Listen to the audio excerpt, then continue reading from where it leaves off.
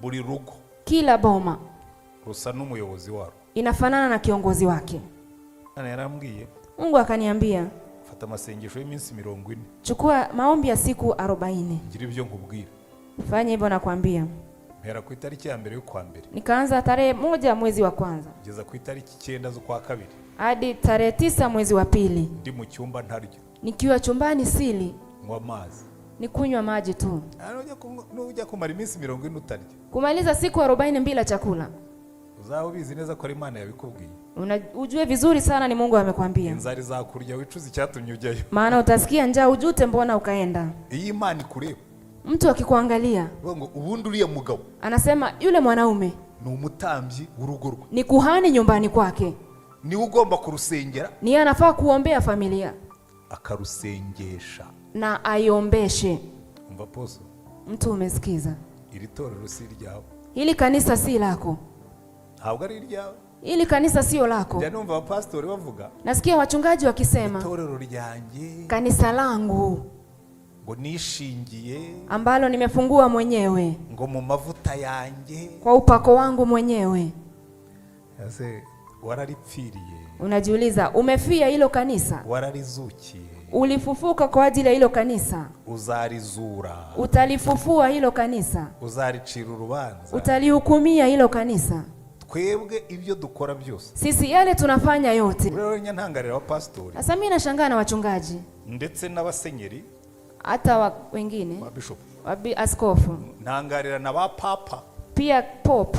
Ubundi numvise papa avuga ngo bajye basezeranya ngo abagabo barongora abandi bagabo. Juzi nilisikia papa anasema mfanye harusi za wanaume kwa wanaume. None se ko shebuja yavuze ko ibyo ngibyo ari ikizira. Sasa nashangaa boss alisema hii ni makosa isifanyike. Rero ushobora kuba wemewe hano ku isi, Unaweza kuwa umekubaliwa hapa duniani, ariko hariya hejuru baragukuyeho, lakini juu yako umeshatolewa.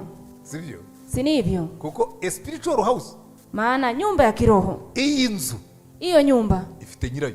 ina mwenyewe. Umuntu uko arongora uwakunda, Mtu anaoa yule anapenda, karongorwa n'umukunda. anaolewa na anayempenda. Jewe n'abana banjye narabibabwiye, Mimi hata watoto wangu niliwaambia, nunzanira umugore ukiniletea mke sinzakubaza ubwoko bwe, sitakuuliza kabila lake, nzakubaza niba afite Yesu. nitakuuliza tu ama ako na Yesu.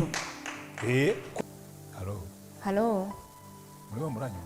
mnanielewa? Ndabizi ko iyi nyigisho igoye kuyumva, Najua funzo hili iranagoye kuyakira. ni ngumu kusikia. Mwisi y'abanebwe wigisha abantu gukora, Kwa uvivu fundisha watu kufanya kazi, tera abantu umwete, weka watu bidii, bige gukora. wajifundishe kufanya kazi. Ariye mbona itorero rimwe na rimwe ryo ritera ubunebwe. Kuna wakati naona kanisa mara nyingi inaleta uvivu. Sanga barabwira abantu ngo bire byose ni iby'isi, Unakuta wanaambia watu vyote ni vya dunia, ngo mujye muza dusenge Imana. mwe mnakuja tuombe Mungu, Mara gusenga se muzarya iki? alafu mkimaliza kuomba mtakula nini?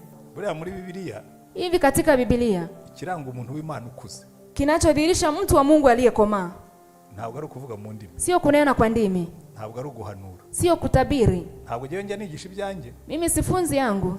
nigisha ibya Yesu. Niyo mpamvu buriya umuntu agomba kwitonda. Ndio maana hivi lazima mtu awe mpole.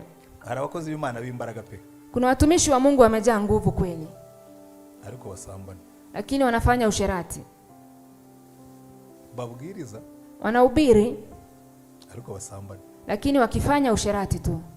Noneho hajeho n'inyigisho, Sasa kukija mafunzo sibwira abantu ko ibyaha byabo byose byarihiriwe, inaambia watu kwamba dhambi zao zote zimesamehewa, ko niyo ubikoze nta rubanza rukujya. ati hata ukifanya hakuna shida, hakuna hukumu. Shairi ya nyigisho izajyana benshi mu muriro. Bigeze kujya kubwiriza ahantu, Tulienda kuhubiri mahali, twari dufite mwene data w'umunyamahanga, nilikuwa na ndugu kutoka kwa mataifa. yari yavuye muri bimwe muri bihugu bikikije u Rwanda. Alikuwa ametoka kwa nchi ambazo zinazunguka Rwanda, moja wake. Hari ukuntu abakobwa bacu bajya babeza, Kuna vile wasichana wetu wanakuanga warembo. umugabo arabareba bamutwara umutima, Huyo mwanaume akawaangalia, moyo ikaenda. noneho abakobwa bamucaho akabakubita ku burya imbaraga zawe, Maana nguvu zako, guhagarara neza kwawe, kusimama vizuri kwako kuva mu buryo uhagaze imbere y'Imana, inatoka kwa vile umesimama mbele za Bwana, ukabikitegererezo. unakuwa kielelezo.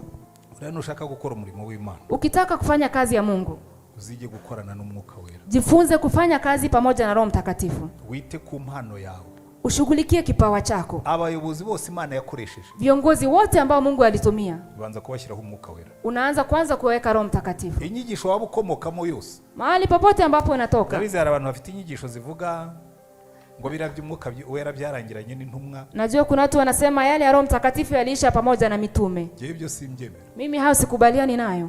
Ugomba kuzura umwuka. Lazima ujae Roho. Ni waranuzuye n'umwuka. Na hata kama ulijaa Roho, ugomba gushimikira gukorana n'umwuka. Lazima utie bidii kufanya kazi pamoja na Roho. None iyi Imana ikureba. Sasa Mungu akikuangalia, ko yibona hose. Maana anaona kila mahali. Ukora ibyaha. Ukifanya dhambi, wayishyize he?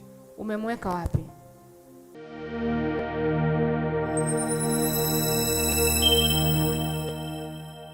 Balance life. Enjoy everyday life. Ndio nitajua kwamba kwa miaka 66 mtu anaweza soma. Tugiye kwiga inyigisho y'ubuyobozi. Tunataka kujifunza somo la uongozi. Ubundi Apostle Anumira ntabwo yari yambwiye ko uyu munsi uhari. Lakini Apostle aliponiambia kuniambia kwamba siku hii itakuwa hivi. Hanyuma ejo duhuye arambwira ati ubwo twateganije n'igiterane cy'abayobozi. Lakini jana tulipokutana akaniambia tumeandaa mkutano wa viongozi. Byo ntabwo biba bingoye. Hiyo si ngumu kwangu. Kuko ni umurimo nakoze. Maana ni kazi ambayo nimefanya. Kandi ni nabyo nize. Na ni hayo nimesomea. Ubwo rero biba byoroshye cyane. Hivyo hii itakuwa rahisi sana. Ndagira ngo twige iyi nyigisho nabonye teme mufite y'umwaka wose. Nimeona mada ambayo mnayo ya mwaka mzima. Vuga ngo becoming a spiritual house and a holy priesthood. Inasema kuwa nyumba ya kiroho na taifa la makuhani takatifu. Ubuyobozi bwa bene iryo torero. Uongozi wa kanisa kama hili. Ni ushaka kuba a spiritual house. Kama unataka kuwa nyumba ya kiroho. Hanyuma abantu bawe bakaba a holy priesthood. Alafu watu wako wawe ukoo wa ukuhani mtakatifu. Hari type of leadership, hari ubwoko bwa leadership. Lazima uwe na uongozi fulani. Igomba kubihari. Lazima iwe pale. Reka mpere ku kintu kimwe. Acha nianze kwa kitu kimoja. Buri gihugu. Kila taifa. Buri torero. Kila kanisa. Buri rugo. Kila boma. Rusa n'umuyobozi waro. Inafanana na kiongozi wake. Muanze muhera aho ngaho. Mkae hapo kwanza. Hari igihe ngenda mu miji yo muri Afrika. Kuna wakati natembea katika miji ya Afrika. Abayobozi baho ntibabona. Najiuliza lakini hawa viongozi wao hawaoni kweli. Ariko ibyo twe byaje kubera ko twagize umuyobozi. Lakini sisi tulipata haya maana tumepata kiongozi. Atangira kutumenyereza ko hari ibintu tutagomba kwemera ko bibaho. Akaanza kutufundisha kwamba kuna vitu hatufai kukubali viwe hivyo vilivyo. Imihanda y'iwacu yose abanyamaguru bagira aho bagenda hawo. Barabara zetu kila mtu anayetembea kwa miguu ana mahali pake pa kutembelea. Kuko hari igihe bubakaga imihanda. Maana kuna wakati walikuwa wanajenga barabara. Hiya. Kama hizi zenu. Bagakora imihanda y'imodoka. Wanatengeneza barabara za magari tu. Aho abanyamaguru bagenda. Mahali watu wa miguu wanatembelea. Bo bakagenda mu bitaka. Wao wanatembea kwa matope. None uri mwaravuga atariko. Sasa akajiuliza lakini ko mbona abanyarwanda benshi bagenda n'amaguru. Naona watu wa Rwanda wengi wanatembea na miguu. Kuki nabo mutabubakiraho bagenda ngo be kugenda mu byo? Kwa nini msiwatengenezee mahali pa kutembelea waache kutembelea kwa matope? Batangira imihanda yose. Wakaanza barabara zote. Batariko bizongera amafaranga. Lakini itakuwa pesa nyingi. Byongera amafaranga ariko abanyarwanda bagende heza. Akasema sawa iwe pesa nyingi lakini watu wa Rwanda watembelee mahali pazuri. Bashyiraho polisi. Wakaweka maaskari. Iyo utwaye imodoka. Unapoendesha gari. Ukurira ako kantu k'abanyamaguru. Upande kwa hiyo sehemu ya watu wa miguu. Baguca amafaranga. Wanakukata pesa. Hagomba kuba discipline. Lazima kuwe na nidhamu. Buriya rero ni ubuyobozi. Hiyo ni uongozi. No muri church. Hata kanisani. Uko umuyobozi ameze. Vile kiongozi alivyo. Ni kwitorero rye rimeze. Ni hivyo kanisa lake lilivyo. No mu rugo. Hata nyumbani. Uko umugabo ameze. Vile mume alivyo. Ni ku rugo rumera. Ni hivyo familia iko. Iryo ngira ngo ndagira mushimire na Apostle. Nataka nimshukuru mtume. Hari ikintu mwakoze cyiza. Kuna kitu umefanya kizuri sana. Guteganya igiterane cy'abagabo. Kuandaa mkutano wa wanaume. Kubundi tumenyere ibiterane by'abagore. Maana tumezoea mikutano ya wanawake. Ariko nabonye barateganije ko nejo ni. Lakini nimeona wameandaa kwamba kesho kuna mafundisho ya wanaume. Nzaza kwigisha abagabo. Nitakuja kuwafunza wanaume. Kubera iki? Kwa nini? Kubera ko buri ikibazo dufite. Maana shida kubwa tunayo. Isi yagiye yita ku bagore. Dunia imeshughulikia wamama sana. Yita no ku bana. Na watoto pia.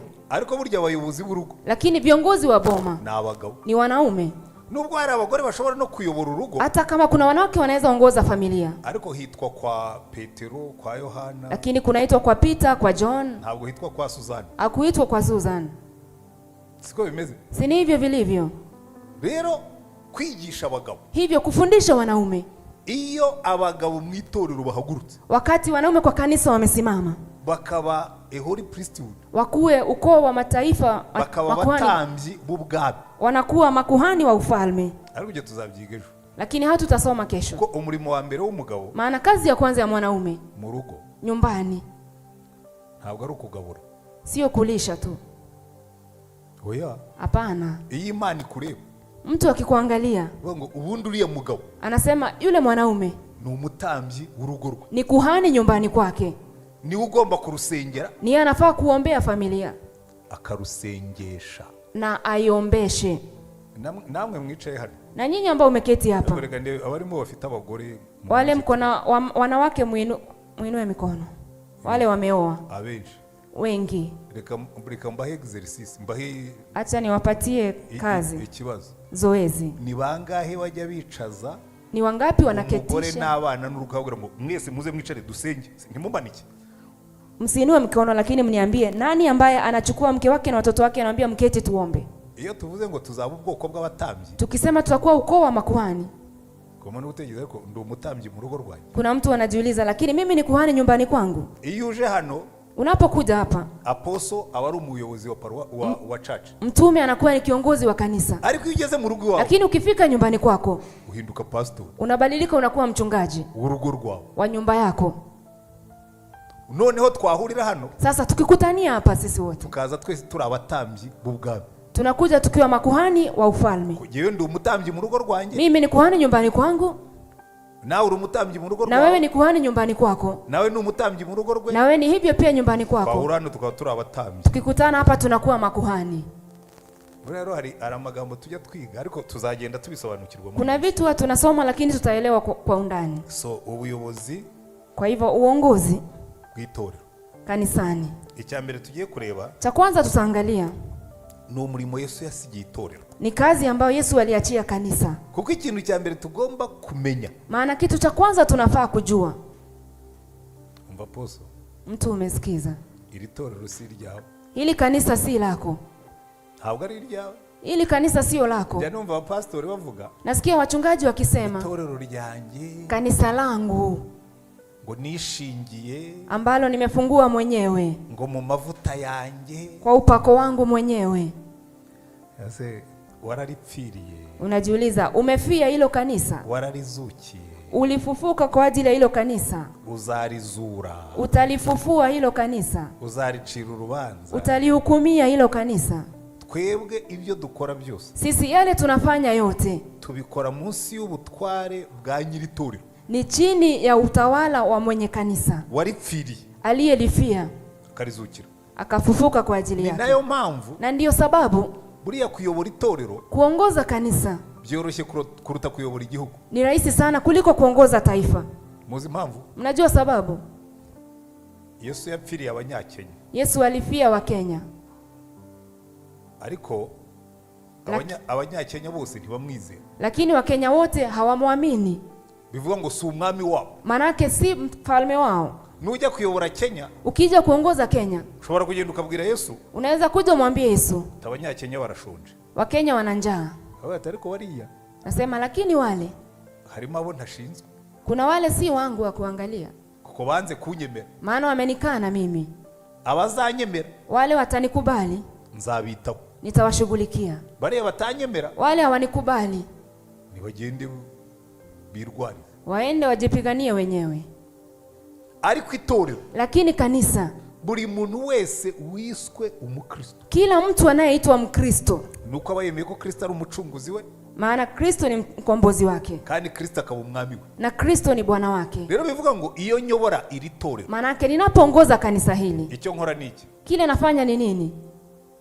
Kujya kwa boss, Ni kwenda kwa mkubwa. ba bantu wampaye Wale watu ulinipatia barashonje, wanasikia njaa, none nkora iki? sasa nifanye nini?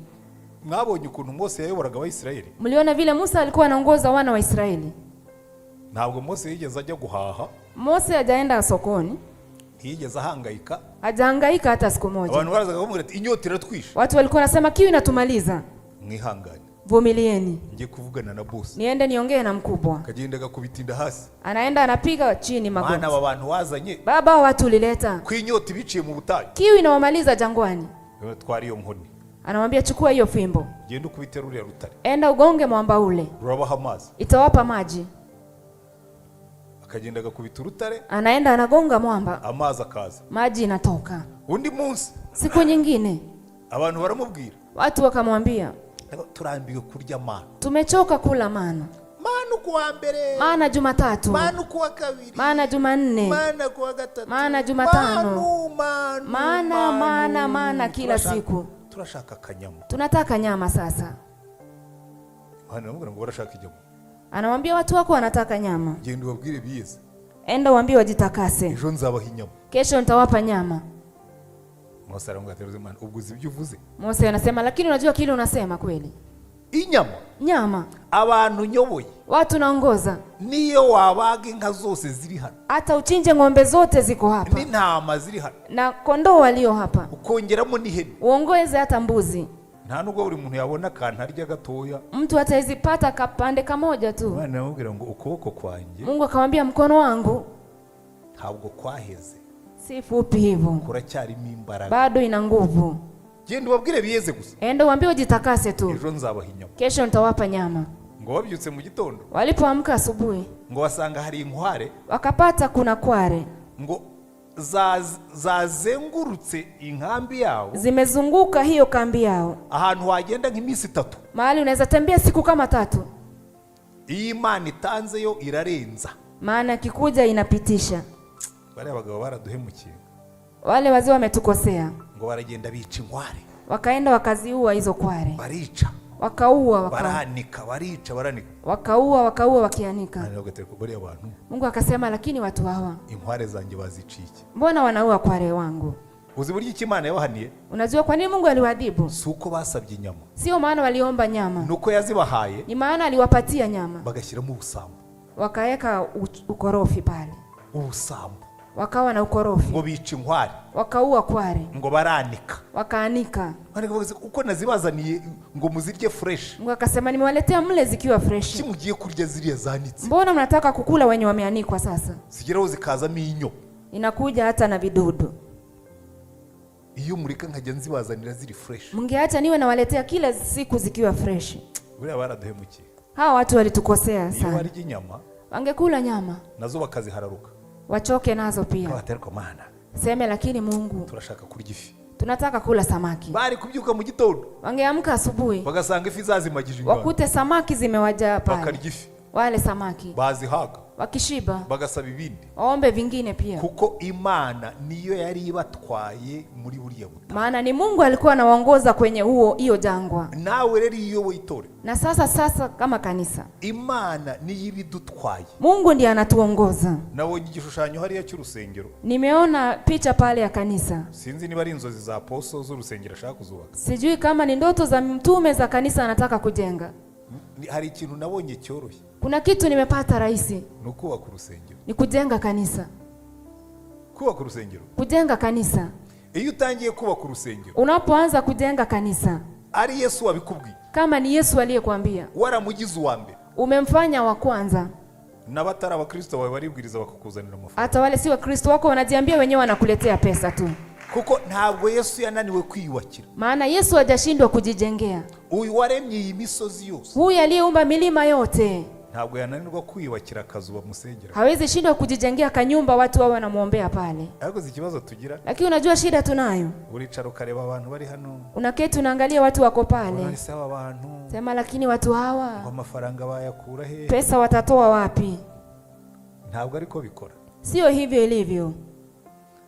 Ubwo Mose yubakaga ihema ry'ibonaniro. Vile Musa alikuwa anajenga hema lile la kupatania. Yarayoboye abantu badahinga. Alikuwa anaongoza watu hawalimi, badacuruza, watu wafanye biashara, batagira business, watu hawana biashara zozote. Anamubwira ngo babwire, anamwambia waambie banyubakire ihema, wanijengee hema. Kandi ile hema ryari rihenze, na hiyo hema ilikuwa bei kali, kuko mimbere cyane, maana pale ndani sana byari zahabu gusa, ilikuwa ni dhahabu tu.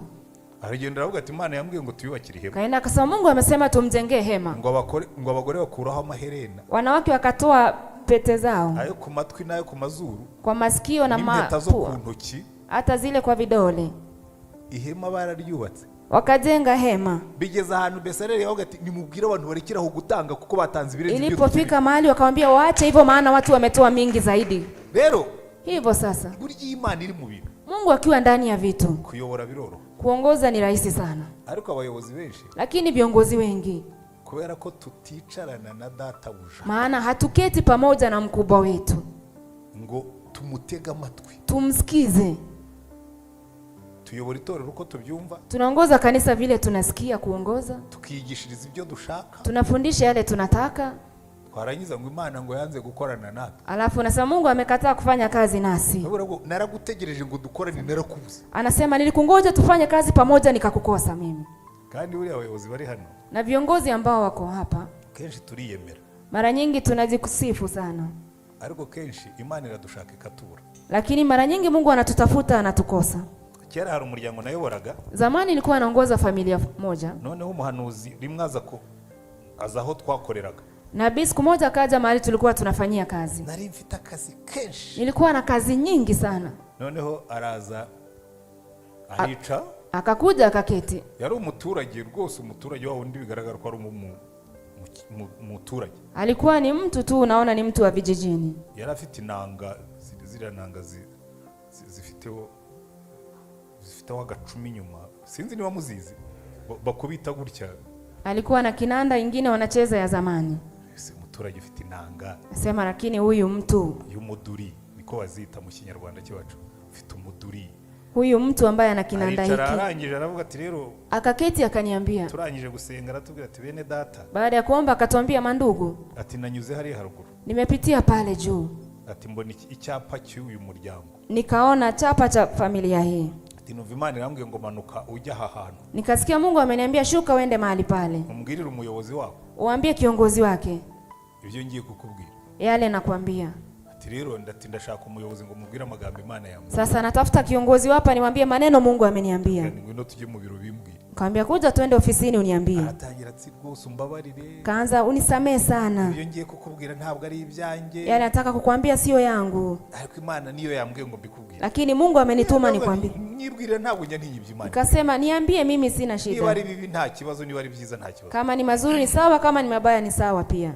ati rero, Kasema sasa ati nanyuze hariya, nimepitia pale mbona iki cyapa cyanyu, nikaona hii ubao wenu. ati Imana irambwira ngo nze nkubwire Mungu akaniambia nije niwaambie, ngo muri no minsi kwa siku hizi ngo urarangaye, umezubaa, ngo iragushaka ikakubura. anakutafuta anakukosa. Narasetse, Nimecheka, ndamubwira ni ibyo rwose yakubwiye, nikwambia yale amekwambia.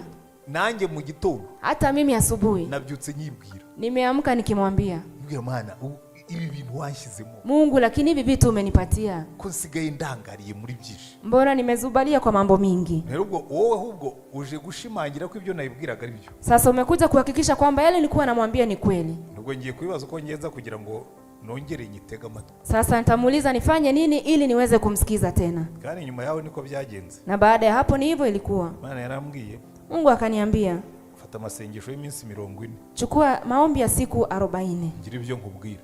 Fanya hivyo nakwambia. Mpera ku itariki ya mbere y'ukwa mbere, Nikaanza tarehe 1 mwezi wa kwanza kugeza ku itariki 9 z'ukwa kabiri, hadi tarehe 9 mwezi wa pili, ndi mu cyumba ntaryo, nikiwa chumbani sili, nywa amazi. ni kunywa maji tu.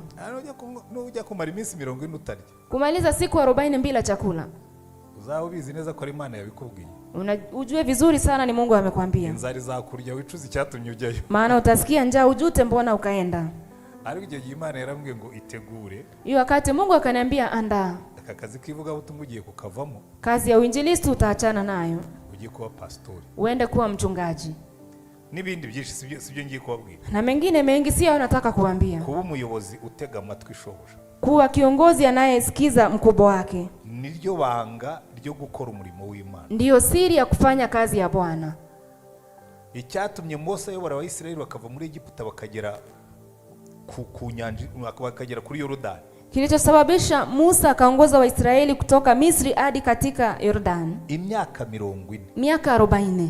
batishwe n'inzara, bila kuuliwa na njaa batishwe n'inyota ama kiu, batishwe n'icyokere, bila kuuliwa na jasho joto, nuko yatagaga Imana amatwi. ni maana alikuwa anamsikiza Mungu. Rero mbere y'uko uba umuyobozi, Sasa kabla ya kuwa kiongozi, Imana yishimira, Mungu anayependezwa naye, igakwicarana na shobuja. jifunze kuketi pamoja na mkubwa wako. Hari igihe njya mbwira abantu, Wakati wanaambia watu, ubu muri no minsi nanjye ndimo ndishakashaka, siku hizi nami najitafuta, kuko ubundi nabaga mfite paruwase nyobora, maana nilikuwa na parokia naongoza, ubundi nari mfite imiryango itandukanye nyobora, nilikuwa na familia tofauti ninazoongoza. ajya kubaza Imana icyo tuzakora. Naenda kuuliza Mungu tufanye nini. None ndi mu kiruhuko cy'izabukuru, Sasa mimi niko kwenye retirement. ese noneho Najiuliza, lakini nzajya kubaza iki? taenda kuuliza nini? Nzajya kubaza Imana ko nta kintu mfite nyobora. Nitaenda kuuliza Mungu, sina kitu naongoza. Ubundi najyaga mfata iminsi 7 umwaka utangiye, Nilikuwa nachukuanga siku 7 mwaka ikianza. umwaka nafashe umunsi umwe, bwiruma umunsi umwe, Siku moja. rero Imana noneho uyu Huu mwaka nimechukua siku moja. nzajya mfata umunsi umwe mu kwezi, Nitakuwa nachukua siku moja kwa mwezi. sinkubaza ibyo nkora, Niulize nifanye nini? ko ntacyo mfite nyobora, Maana sina kitu naongoza. reka ngabanye iminsi y'inzara. Acha nipunguze siku za njaa. Ariko icyo nenda kubabwira ni iki, Lakini kile nataka kuambia ni hiki. ikintu cya mbere ugomba gukora, Kitu cha kwanza unastahili kufanya, niba ushaka kuba umuyobozi Imana ikoresha, kama unataka kuwa kiongozi Mungu anatumia, igakwicarana na shobuja jifunze kuketi pamoja naye. gusa. Hiyo tu. Icya kabiri, Kitu cha pili, tugiye kureba umurimo Yesu yasigiye itorero, tutaangalia kazi Yesu aliachia kanisa. kuko nushaka yuko uhabwa umugisha, Maana ukitaka kupewa baraka, ujye uhugira mu byo Yesu yasigiye itorero. kimbilia kwa yale Yesu aliachia kanisa. Hari ibintu bigera kuri 2 Kuna vitu kama viwili burya biyobora ubuzima bw'itorero. vinavyoongoza maisha ya kanisa. Icya mbere, Kitu cha kwanza ni ugushyira abakristo mu kugendera mu itegeko risumba yandi. ni kuweka Wakristo katika kutembea kwenye amri iliyokuu zaidi, Itegeko risumba ayandi. amri kuu zaidi kuliko zingine. Muribuka muri Matayo 22, Mathayo 22. umuntu yigeze kubaza Yesu aramubwira ati ariko itegeko riruta yandi ni irihe? Kuna mtu aliwahi kumuuliza Yesu, lakini amri iliyokuu zaidi ni gani? Aramubwira ati rero buriya, Kamwambia hivyo sasa. Matayo 22 Mathayo 22 umurongo wa 34, mstari wa 34. ariko abafarisayo bumvise yuko yatsinze abasadukayo bakananirwa kumusubiza, bateranira hamwe. Umwe muri bo w'umwigisha amategeko amubaza amugerageza ati, mwigisha, itegeko rikomeye mu mategeko ni irihe? Mafarisayo waliposikia kwamba Yesu alikuwa amewasimamisha Masadukayo, amewanyamazisha Masadukayo, Mafarisayo wakakusanyika pamoja. Mmoja wao, mtaalamu wa sheria, akamuuliza swali ili kumjaribu, akisema, Mwalimu, ni amri ipi katika sheria iliyo kuu kuliko zote? Nawe aramusubiza ati, ukundisha Uwiteka Imana yawe umutima wawe wose n'ubugingo bwawe bwose n'ubwenge bwawe bwose. Iryo ni ryo tegeko rikomeye ry'imbere, n'irya kabiri rihwanye naryo ngiri, ukunde mugenzi wawe nk'uko wikunda. Muri ayo mategeko yombi, amategeko yose n'ibyahanuwe niyo yuririraho. Yesu akamjibu, mpende Bwana Mungu wako kwa moyo wako wote na kwa roho yako yote na kwa akili zako zote. Hiyo ndiyo amri iliyo kuu, tena ni ya kwanza. Nayo ya pili ni kama hiyo, nayo ni hii, mpende jirani yako kama nafsi yako. Amri hizi mbili ndizo msingi wa sheria na manabii. Amen. Amen. Amategeko abiri, amri mbili akubiyemo ibintu byose ambayo yana vitu vyote ndani. Tugomba kwigisha Abakristo, tunastahili kufundisha Wakristo, kubatoza gukunda Imana n'umutima wose n'ubwenge bwose n'imbaraga zose. Ni kuwafundisha kupenda Mungu na moyo wote na roho yote na akili zote. Turaza kubireba mu buryo bufatika icyo bivuga. Tutaangalia kwa undani maana yake. Cha kabiri, kubatoza gukundana. Cha pili, kuwafundisha kupendana hagati yao wao wenyewe. Murabizi kimwe mu bibazo dufite muri kino gihe, mnajua mojawapo wa shida tunazo siku hizi, uganira n'umukristo, unaongea na Mkristo, kavuga terega, namwambia hivi, atuba abantu basigaye banyamwigendaho, hawa watu ni kama wanajiongoza sana, ati buri muntu nyine yirebera ibye, kila mtu anashughulikia mambo yake. Kamenya ngo itegeko rya kabiri ryarapfuye. Unajua amri ya pili imekufa. Abashumba ntibakundana, viongozi hawapendani, Abakristo ntibakundana, Wakristo wapendani. nyamara Yesu yaravuze ngo aya niyo mategeko abiri asumba ayandi. Na Yesu alisema hizi ndizo amri mbili kuu zaidi. Irya mbere, Ya kwanza, mukundisha Imana umutima wose, mpende Mungu wenu kwa moyo wote n'ubwenge bwose, na akili zote n'imbaraga zose, na nguvu zote, ibyawe byose mbese bibe biri mu Mana. yako yote iwe ndani ya Mungu. Tugomba kubitoza Abakristo. Lazima tufundishe Wakristo. Tuzabikora dute? Tutafanya vipi? Ndaza kubabwira. Takuja kuambia. Cya kabiri tugomba kwitaho, Cha pili tunafaa kushughulikia. tugisanga muri Matayo igice cya 28. Mathayo 28. Umurimo Yesu yasigiye, Kazi ambayo Yesu aliachia, inshingano iruta izindi. jukumu iliyokuu zaidi. Hari icyo bita the great commandment. Kuna kile wanaita agizo kuu. Iri ari niyo twabonye kuri 22. Hiyo ndio tumepata katika Ariko 22. hari na great commission, Kuna great commission na great umurimo commandment. uruta iyindi yose. Jukumu kuu zaidi. Arabwira ngo, Anasema hivi, umurongo wa 18 muri Matayo 28, Mathayo 28:18. nuko Yesu arabegera avugana n'abati, nahawe ubutware bwose mu ijuru no mu isi. Yesu akawajia na kusema, nimepewa mamlaka yote mbinguni na duniani. Iki nicyo gikomeza ndetse ari amategeko. Hii ndio inaimarisha zile amri. Nuko uwayashyizeho Ni kwamba aliyeziweka nuwahawe ubutware mu ijuru no mu isi. ni aliyepewa mamlaka mbinguni na duniani. Buriya Perezida Ruto avuze, Rais Ruto akiongea na meya wa Nairobi akavuga, na meya wa Nairobi aseme kitu, ntabwo amagambo yabo akomera kimwe. maneno yao hayana ukuu sawa. Meya wa Nairobi, Nairobi gira meya. Meya wa Nairobi Meya wa Nairobi avuze, akiongea kitu, yamara kuvuga Perezida Ruto nawe akavuga, alafu akimaliza kuongea Rais Ruto naye aongee. Ibyo meya wa Nairobi yavuze, amagambo ya Perezida Ruto ashobora kubikuraho. Yale ambayo meya amesema, maneno ya rais yanaweza yaondoa. Ariko Perezida Ruto avuze, Lakini Rais Ruto akisema kitu, byagora meya wa Nairobi gukuraho amagambo ye. itakuwa ngumu sana kwa meya wa Nairobi kutoa maneno ya rais. Natwe rero niko bimeze. Na sisi ni hivyo ilivyo. Ibyo pastori yavuga, Ile ambayo mchungaji amesema ntibishobora gukuraho ibyo Yesu yavuze. haiwezi toa ile ambayo Yesu alisema. Kuko iyo uvuze ibivuguruza shobuja, Maana ukisema kinyume na yale ya mkubwa wako, ubwo bavuyeho. umetoka pale wewe. Reka tuvuge ko hari nk'umuministre muri guverinoma, Wacha tuseme kuna waziri katika serikali, guverinoma igaterana, alafu wanakusanyika pamoja. kawati imihanda ya Nairobi yose tugiye kuyihindura. Anasema barabara za Nairobi zote tunataka kuzibadilisha. Dushyireho walkways z'abanyamaguru. Tuweke hizi za watu wa miguu. Noneho ministre ushinzwe public works, Sasa waziri ambaye anahusika na mambo ya barabara kavuga ngo biriya gihe simbyemera, aseme mimi sikubali hayo. umunsi ukurikiyeho yaba yavuye. Siku ya kufuata atakuwa amefutwa kazi. Siko bimeze? Si ni hivi ilivyo? Yavuguruje leta Maana amesema kinyume ya serikali kandi ari muri leta, na yako kwenye serikali. rero nyantangarira wa pastori, Sasa mimi nashangaa, rero nyantangarira wa pastori sasa mimi nashangaa na wachungaji ndetse n'abasenyeri, hata wengine wa bishop, askofu, ntangarira na ba papa. pia pope. Ubundi numvise papa avuga ngo bajye basezeranya ngo abagabo barongora abandi bagabo. Juzi nilisikia papa anasema mfanye harusi za wanaume kwa wanaume. None se ko shebuja yavuze ko ibyo ngibyo ari ikizira. Sasa nashangaa boss alisema hii ni makosa isifanyike. Rero ushobora kuba wemewe hano ku isi, Unaweza kuwa umekubaliwa hapa duniani, ariko hariya hejuru baragukuyeho, lakini juu yako umeshatolewa. sivyo? Si ni hivyo? Kuko a spiritual house, Maana nyumba ya kiroho, iyi nzu hiyo nyumba ifite nyirayo. ina mwenyewe. Iyo yavuze Akisema wowe ukamuvuguruza, alafu useme kinyume na hayo, you out. hauko tena. Niyo mpamvu tugomba kwitondera ibyo Yesu yavuze. Ndio maana lazima tuwe makini sana kwa yale Yesu alisema. Ko yaravuze ngo noneho nahawe ubutware bwose mu ijuru no mu isi. Alisema sasa nimepewa mamlaka mbinguni na duniani. Arangije ngo noneho, Akasema sasa nuko ni hivyo, nuko ni hivyo. arabanja twibwira uwo ari we. Kwanza alituambia yeye ni nani Ubivuze, aliyeongea. je ubivuze, Mimi nimeyasema, nahawe ubutware mu ijuru no mu isi, nimepewa mamlaka mbinguni na duniani. none ndabatuma Sasa nawatuma, mugende. enendeni.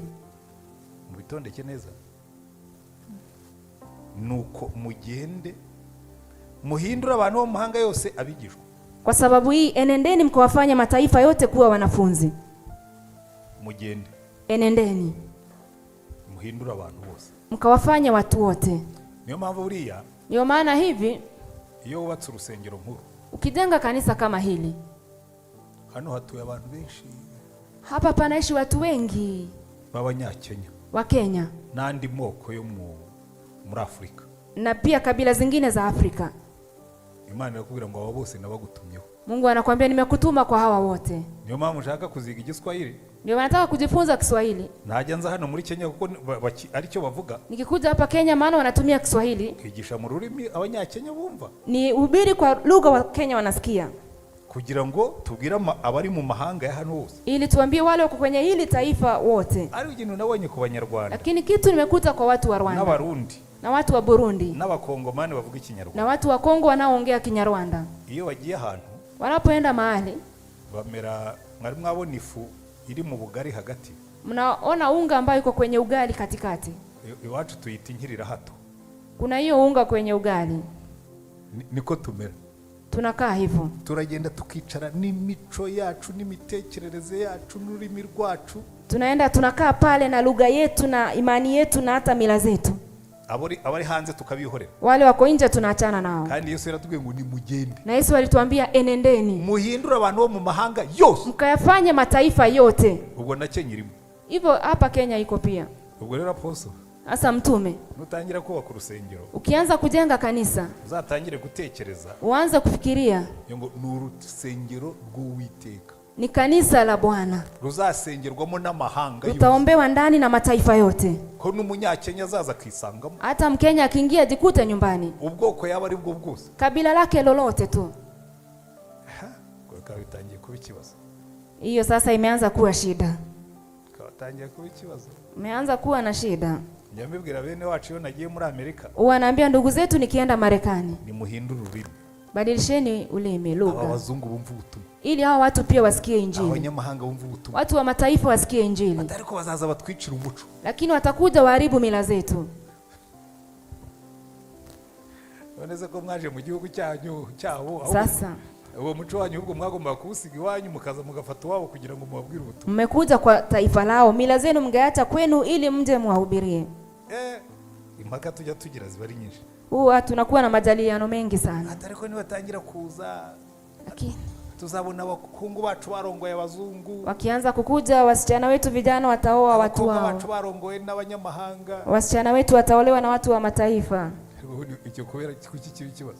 Sasa hiyo ndio shida. Umuntu ko arongorwa akunda. Mtu anaoa yule anapenda. Karongorwa n'umukunda. Anaolewa na anayempenda. Jewe n'abana banjye narabibabwiye. Mimi hata watoto wangu niliwaambia. Nunzanira umugore. Ukiniletea mke.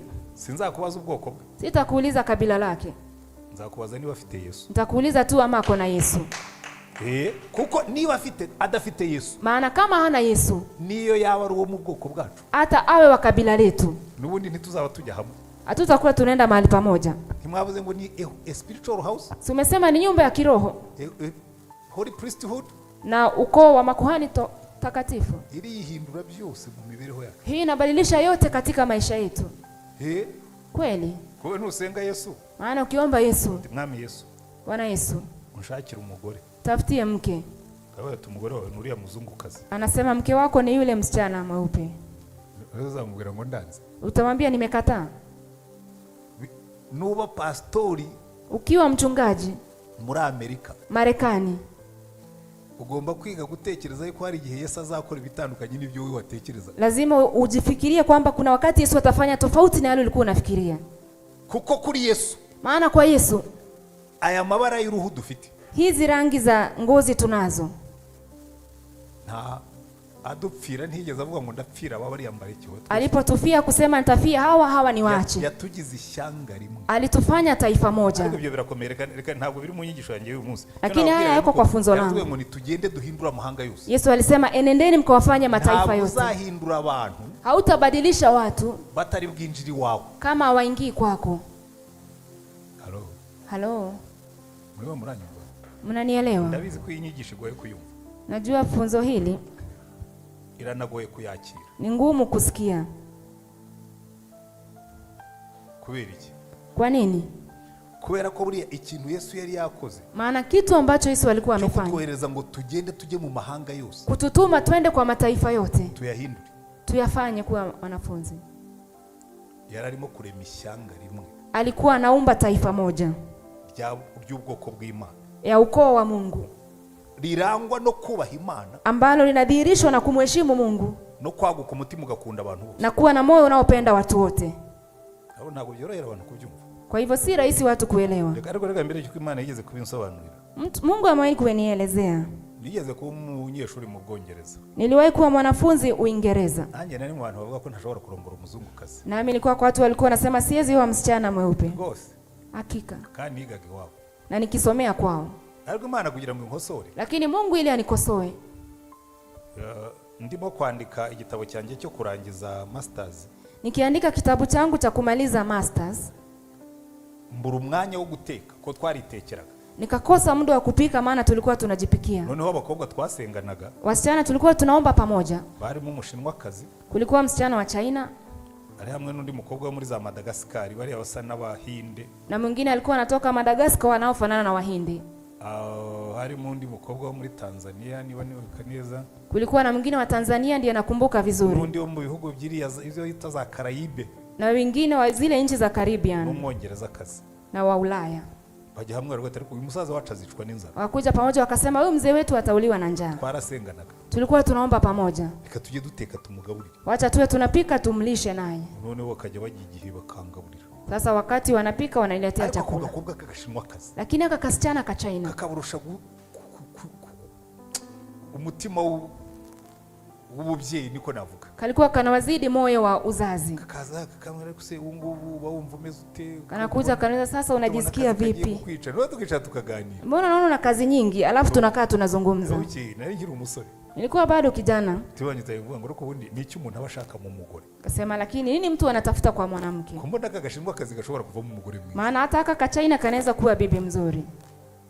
Ntabwo bivuga ngo naramurongoye. Haimaanishi ariko umutima wanjye waragutse. Lakini moyo wangu uliweza kufunguka. Numva ko umwe muri abo ngabo ashobora kumbera umugore kandi. Nikahisi kwamba mmoja wao anaweza kuwa mke wangu na tuishi pamoja.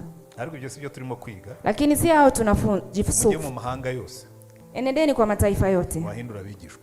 Muyafanye kuwa wanafunzi. Cha pili.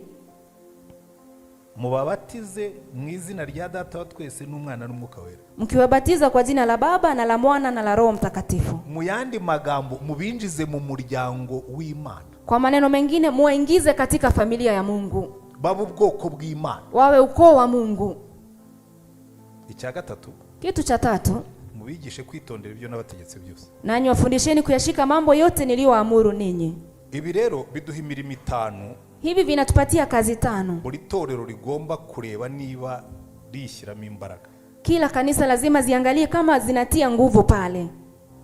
Umurimo wa mbere. Kazi ya kwanza. Uva muri iriya tegeko risumba yandi. Inatoka kwa ile amri kuu zaidi. Ni umurimo wo kuramya Imana. Ni ya kumwabudu Mungu. Kuramya Imana. Kazi ya kuabudu Mungu. Kuramya Imana rero ntabwo ari ukuririmba gusa. Kuabudu Mungu sasa sio kuimba tu. Kuririmba ni akantu gatoya mu kuramya Imana. Kuimba ni kitu kidogo sana kwa kumwabudu Mungu. Kuramya Imana. Kuabudu Mungu ni imirimo yose dukora yereka Imana ko tuyikunda. Ni kila kazi tunayofanya inayomuonyesha Mungu kwamba tunampenda. Harimo gusenga. Kuna kuomba ndani. Tugomba kuitorero risenga. Lazima tuwe kanisa linaloomba. Nushaka kuba a spiritual house. Ukitaka kuwa nyumba ya kiroho. Ugomba kubitorero risenga. Lazima muwe kanisa linaloomba. Risenga pe. Linaloomba kwa kweli. Abantu bakamenya ko muri torero risenga. Watu wajue kwamba lile kanisa watu wanaomba. Abantu rero baravuga ati igihe cyarabuze cyabaye gike. Watu siku hizo wanasema unaona wakati umekosekana umekuwa mchache. Nanjye ndabyemera. Nami nakubali. Ariko murambeshya. Lakini mnadanganya. Ushobora gusenga uri ku kazi. Unaweza omba ukiwa kazini. Ushobora gusenga utwaye imodoka. Unaweza omba ukiendesha gari. Ushobora gusenga urimo gucuruza. Unaweza omba ukifanya biashara zako. Gusenga ntabwo ari ibintu bikorerwa mu rusengero. Kuomba sio vitu vinafanywa kanisani tu. Mushobora gusenga mugiye gukora amateraniro. Mnaweza omba mkienda kufanya ibada. Mukaza kare mugasenga. Mnakuja mapema mnaomba. Mwarangiza mugakora amateraniro. Mkimaliza mnafanya ibada. Mushobora gusenga ni mugoroba. Mnaweza omba jioni. Kuko abantu baba bari buze kujya buri buke bakajya mu kazi, maana watu wataamka wakienda mukava kazini saa 12 mukageza saa 4, saa 12 hadi saa 4, mukajya kuryama umunsi ukurikiye mukajya mu kazi, mnaenda kulala, siku yake ya kufuata mnaenda kazini. kabitorero risenga. Muwe kanisa linaloomba. Icyo si kimwe. Hiyo ni moja. Tugomba kubitorero ryubahisha Imana ubutunzi bwacu. Lazima tuwe kanisa linalomheshimisha Mungu kwa mali zetu. Murabizi abantu benshi, Unajua watu wengi cyane cyane iyo babayeho nk'uko mubayeho Nairobi, sana sana wakiishi kama hivi mnavyoishi Nairobi, n'amafaranga tuba twayabonye bitugoye. unasema hata pesa kupata ni ngumu, Bikugore ikusumbue cyangwa bye kukugora, ama isikusumbue, ariko buri kintu cyose ubonye, lakini chochote unachopata kuraho icyacumi cy'Uwiteka. toa fungu la 10 la Bwana. Kuraho icyacumi cy'Uwiteka. Toa fungu la 10 la Bwana. Iyo ni worship, nukuramya. Hiyo ni kuabudu. Turamya Imana n'ubutunzi bwacu. Tunaabudu Mungu kwa mali zetu. Gusenga, Kuomba, kubahisha Imana ubutunzi bwacu. kuheshimu Mungu kwa mali yetu. Amen. Amen. Kuririmba, Kuimba, kuririmbira Imana. kuimbia Mungu. Ibi rero ukanezerwa Imana nyine ikamenya ko mwayinezerwa. Unafurahia Mungu, anatambua kwamba umemfurahia kwa kweli. Icyakane, Kitu cha 4, kubaho ubuzima kuishi kwa maisha bwubahisha Imana, inayomheshimisha Mungu, ubuzima butari mu byaha. maisha ambayo hayana dhambi. Ibyo bintu bine Hivyo vitu 4 tugomba kubitoza Abakristo. lazima tufundishe wa Kristo. Gusenga Kuomba ahantu hose, mahali popote, gusenga kuomba mu ngo zacu, kwa nyumba zetu, gusenga kuomba turi mu kazi. tukiwa kazini. Rega ntabwo ari ngombwa guhumiriza ngo usenge. Sio lazima ufunge macho ili uombe. Oya, Hapana. ushobora gusenga ndimo kuvugana n'umuntu, Naweza omba nikiongea na mtu, ushobora gusenga ndimo gutwara imodoka, naweza omba nikidrive gari, nkaguma nsenga. naendelea kuomba tu. Ushobora no gusenga ndimo kubwiriza. Naweza omba hata nikiendelea kuhubiri. Ugiye ncecetse warimo gusemura, Wakati nimenyamaza wakitafsiri, abwira Imana ukore ku mitima y'aba bantu, naambia Mungu, guza mioyo ya watu hawa, biyigishirize, wafundishe mwenyewe. komeza nkigisha. Naendelea kufundisha. Nshobora kwicarana n'umuntu Naweza keti pamoja na mtu arimo kungisha inama, akiniambia ushauri, asenga ntanamenye ko nasenga, niombe na hata asijue nimeomba. umfashe kumwumva neza. Unisikize, unisaidie nimsikie Ibi vizuri. bintu ambwira ko numva bidakurikiranye, Hivi vitu ananiambia nasikia yambatani. mfasha ngo mwumve. Nisaidie nimsikie. Asenga mwumva, Naomba nikimsikiza, haza kubona icyo mubwira. alafu napata jibu la kumpea. Gusenga, Kuomba, kubahisha Imana ubutunzi bwacu, kuheshimisha Mungu mali zetu, kubahisha Imana kuririmba kwacu, kuheshimisha Mungu kuimba kwetu, kubahisha Imana ubuzima bwejeje. kuheshimisha Mungu maisha yetu matakatifu. Uwo ni umurimo w'itorero. Hiyo ni kazi ya kanisa. Umurimo wa kabiri, Kazi ya pili, gukundanisha Abakristo, kufanya Wakristo wapendane. kugira Abakristo bakundana. Uwe na Wakristo wanaopendana. Niba dufite Abakristo 300 hano, Kama tuna Wakristo 300 hapa, ntabwo bose bazaba batuye hamwe, wote hawezi ishi mahali pamoja, ariko abatuye hamwe lakini wanaoishi pamoja bashyire mu matsinda mato, small groups, waweke kwa vikundi vidogo, bamenyane. wajuane. Uwarwaye bamumenye, Yule aliye mgonjwa wamjue, uwagize ibibazo bamumenye, aliye na shida fulani wamjue, batabarane. wasaidiane. Nibibananira Ikiwashinda babibwira itorero. waambie kanisa. Aho jewe nayoboraga, Mahali nilikuwa naongoza mimi, twari dufite amatsinda nk'ayo. tulikuwa na vikundi kama hivi. Nta mwana n'umwe Hakuna mtoto hata mmoja birukanaga mu ishuri, waliwahifukuza shuleni. yagombaga kugenda akajya twabyitaga itorero shingiro, iyo gurupu yabo, Tulikuwa tunaita kundi la msingi. bakajyayo, Wanaenda pale, akabwira umukuru w'itorero shingiro, anaambia kiongozi wa hiyo, banyirukanye mu ishuri wamenifukuza shuleni kandi mama ni umupfakazi, na mamangu ni mjane, nta bushobozi afite. hana uwezo. Perezida w'itorero shingiro akabyumva, Kiongozi wa hilo kundi anasikia, muri komite bakabyiga, katika komiti bagateranya bakamusubiza mu ishuri, wanaleta pamoja, wanamrudisha shuleni. basanga bibarushije imbaraga Wakikuta ni zaidi ya uwezo wao, bakabinzanira. wananiletea. Hano tuhafite abana Hapa tuna watoto bafite ibibazo, walio na shida, nanjye nkabishyira mu nama ya paruwasi. nami naleta kwa mkutano wa Mu parokia. mafaranga twagennye Pesa ambayo tuliweka tugasubiza abana mu ishuri. tunapeleka watoto shuleni. Twari dufite principe Tulikuwa na kanuni ivuga ngo nta mwana usengera i Remera inasema hakuna mtoto anayesomea Remera uzirukanwa mu ishuri. atafukuzwa shuleni. Gukundana, Kupendana. umuntu warongoye Mtu ambaye ameoa tukamutabara, tunamsaidia, tukamufasha.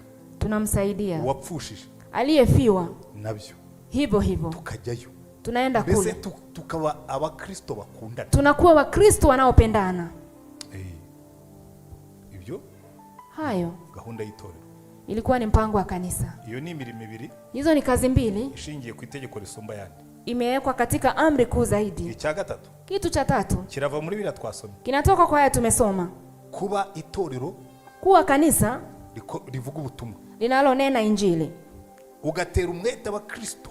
Unaweka Wakristo bidii Ko bagomba kubyara abandi bakristo. kwamba lazima wazae Wakristo wengine. Sivyo? Si ndivyo? Buri mukristo agomba kubyara undi mukristo. Kila Mkristo lazima azae Mkristo mwingine. Ubundi umugore muzima Mwanamke ambaye ni mzima yahuye n'umugabo muzima akikutana na mwanaume mzima, mu mwaka ashobora kubyara umwana umwe. kwa mwaka anaweza zaa mtoto mmoja. Sivyo? Si ndivyo? N'umukristo muzima Na Mkristo mzima wuzuye umwuka aliyejaa Roho Mtakatifu ku mwaka kila mwaka nibura basi ashobora kubyara umukristo undi. anaweza zaa Mkristo mmoja. Aho azamukura Mahali atamtoa jya mu mahanga yose, enda kwa mataifa yote, kuko buri muntu wese wicaye hano maana kila mtu ambaye ameketi hapa nibura uzi umuntu umwe basi unajua mtu mmoja udasenga. ambaye haombangi.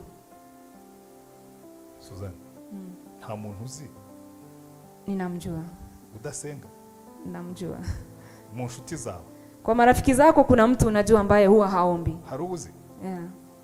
Ubwo ni Imana yamugutumyeho. Sasa huyo mtu Mungu amekutuma kwake, Genda ubwire uwo muntu, enda umwambie huyo mtu, umusengere, umuombee, umuhamagare umuite kugeza igihe azakizwa. hadi wakati ataokoka. Ubura mubyaye mu mwuka. Utakuwa umemzaa kiroho. Buri mukristo wese. Kila Mkristo. Rero iyo pastor ahagarara imbere y'abantu, Sasa mchungaji akisimama mbele ya watu yubakiye kuri iyi mirimo, kwa kazi hizi, nshobora gushyiraho amezi nkane. naweza weka miezi kama 4. Aya mezi ane Hii miezi 4 ngiye gutera abakristo umwete lazima niweke Wakristo ko bidii buri muntu agomba kubyara undi kwamba mukristo, kila mtu anafaa zae Mkristo mwingine, kandi birakora. na inafanya kazi. Ibyo wigishije abakristo Yale umefunza Wakristo basa nabyo. wanafanana nayo. Twebwe twaragiye inka, Sisi ambao tumechunga ng'ombe, hari igihe wabonaga inka zawe zitarimo kwima ngo zibyare izindi nka. kuna wakati unaona ng'ombe zako hazizai. Icyo gihe barakubwiraga ngo Hiyo wakati walikuwa wanakuambia mujye kureba amariba yanyu. mwende muangalie visima vyenu. Amariba, Visima tukagenda amariba tukayoza, tunaenda tunayosha, ukavoma amazi yose ari mu iriba, unatoa ile maji yote iko kwenye kisima, ukayamaramo, unamwaga yote, tugakuramo ibyondo byose, tunatoa matope yote ndani, tukagera hasi. tunafikia chini. Noneho amazi aje Sasa maji ikitoka tena kaza afite umunyu mwinshi, inakuwa na chumvi nyingi. inka zayanywa, Ng'ombe zikinywa, ukajya kubona inka zose zarinze. ng'ombe zote zinazaa, zinaweza kuzaa. Yego. So rero bikubwira ngo Sasa hii natwe rimwe na rimwe nasi wakati mwingine tugomba gusubira inyuma, lazima turudi nyuma, tukareba ibyo tugaburira abakristo. tuangalie vile tunalisha Burya Wakristo, ibyo ugaburira abakristo maana kila unalisha Wakristo basa nabyo. wanafanana nacho. Iyo wigishije abakristo ukavuga ati tugomba kubyara abandi bakristo, Ukifundisha Wakristo lazima tuzae Wakristo wengine. mwajya gusenga mugasengera kubyara abandi bakristo, Mkienda kuomba muombee kuzaa wengine. mu gihe gito ujya kubona ukabona itorero ryuzuye Kwa abantu. siku chache unaona kanisa limejaa watu. Nayo itorero imyaka myinshi, Niliongoza kanisa miaka mingi. nagiye mu kiruhuko cy'izabukuru muri 2023 umwaka ushize. Nilienda kwa retirement mwaka uliopita. Nari maze imyaka 23 nyobora amaparuwasi. Nilikuwa na miaka 23 nikiongoza maparokia. Paruwasi zose nayoboye. Kila parokia niliongoza. Iyo nigishaga ku nyigisho yo kubyara abandi bakristo, Nilipokuwa nafundisha kuhusu kuwazaa Wakristo wengine, najya kubona nkabona zakuze. nilikuwa naona zimekuwa. Kubera iki? Kwa nini? Abakristo basa n'inyigisho wabigisha. Wakristo wanafanana na mafundisho unaowapatia. Impamvu burya amatorero menshi atagira imbaraga, Kwa nini makanisa mengi hayana nguvu? duhora twigisha ibintu bimwe. Tunafundisha vitu sawa sawa. Kuva mu kwezi kwa mbere, Kutoka mwezi wa kwanza, ibitangaza by'Uwiteka, miujiza ya Bwana wetu. uzutware igitangaza cyawe, Kuja haleluya. uchukue muujiza wako. Bagahora mu bitangaza, Wanaendelea tu kukaa kwa miujiza. ukabyara abakristo bahora bategereje ibitangaza. Unazaa Wakristo ambao kila wakati wanangoja muujiza. Ariko balancing inyigisho zawe, Lakini kuwa na balance ya mafundisho yako. ubigishe kuramya Imana, Wafundishe kuabudu Mungu. kandi we kubibigisha kwa kundi ugenda utaruka. Na usiwafundishe vile ambavyo unafunza. Kwa ari umuntu uza kuri iki cyumweru Kuna mtu anakuja kwa wiki hii, akigisha kukuramya Imana, anafundisha kuabudu Mungu. cyumweru gitaha Wiki ijayo akigisha kuivuga butumwa. Anafundisha juu ya Injili. Cyumweru gikurikiyeho Wiki inayofuata akigisha ku bamarayika. anafundisha juu ya malaika. Cyumweru gikurikiyeho Wiki inayofuata akigisha ku madayimoni. anafundisha juu ya mapepo. Cyumweru gikurikiyeho Wiki ifuatayo akigisha ku mbaraga zo kurya. anafundisha nguvu za Ibintu kula. nk'ibyo ugasanga umuntu arajagajaga. Vitu kama hizo nakuta mtu ako hapa ako pale. Nuba unatumira n'abashyitsi. Hata ukialika wageni, batumira ukurikije ubukene bw'itorero ryawe. waalike kufuatana na upungufu ulio kanisani kwako. Wibatumiriza kubera ko bazwi. Usiwaalike maana wanajulikana. Batumize kuko bafite icyo baje gutanga. Lakini kwa sababu kuna kile ambacho wanakuja kutoa. Kandi gihuye n'icyo ushaka kugeraho. Na kinachoambatana na kile ambacho unalenga. Uje ngo numvise Antoine yigisha. Sema niwe sikia dokta akifunza. Afite amavuta ya bene izinyigisho. Ana mafuta ya mafunzo kama haya. Ikamutumira nyigishiriza. Acha nimuite anifundishie watu wangu.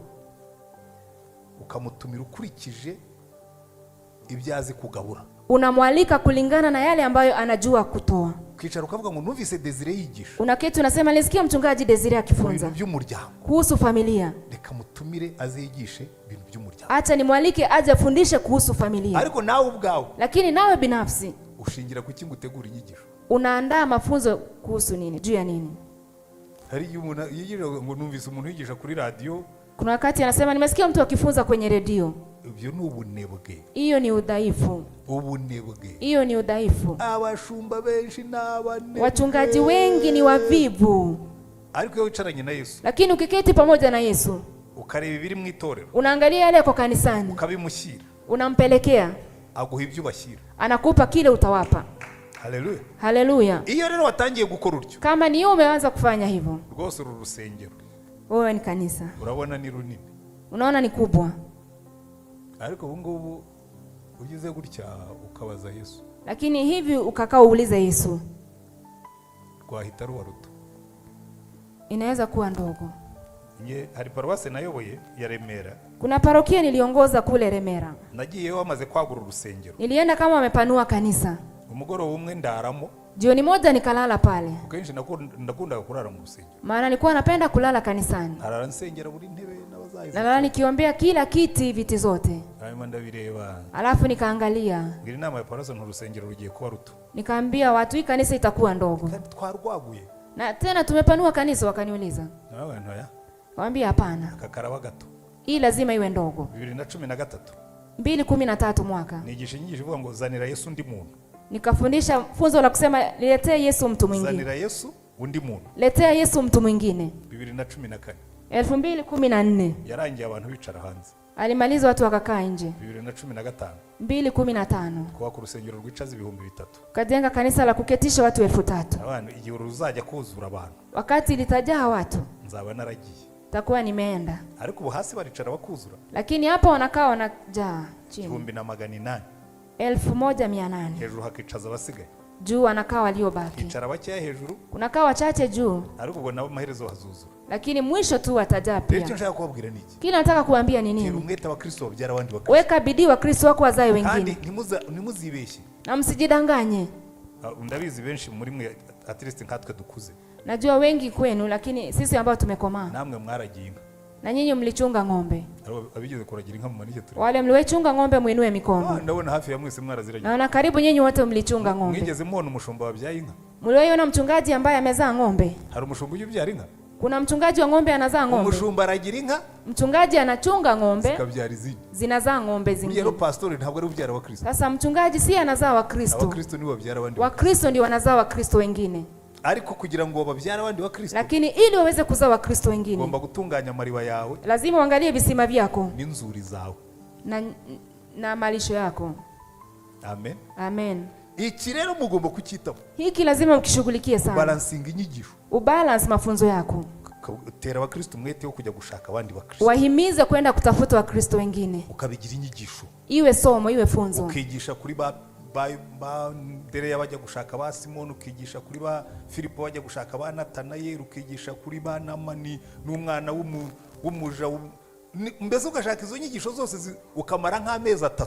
Wafundishe kuhusu kina Philip na Naamani, ukienda kutafuta wengine unamaliza miezi kama 3 ukiwafundisha hivyo. Ahasigaye ugasenga ngo imbaraga z'umwuka zize. Alafu sasa unaomba nguvu za Roho Mtakatifu zishuke. Ukajya kubona ukabona itorero ririmo rirakura. Alafu utaangalia uone kanisa linakuwa tu.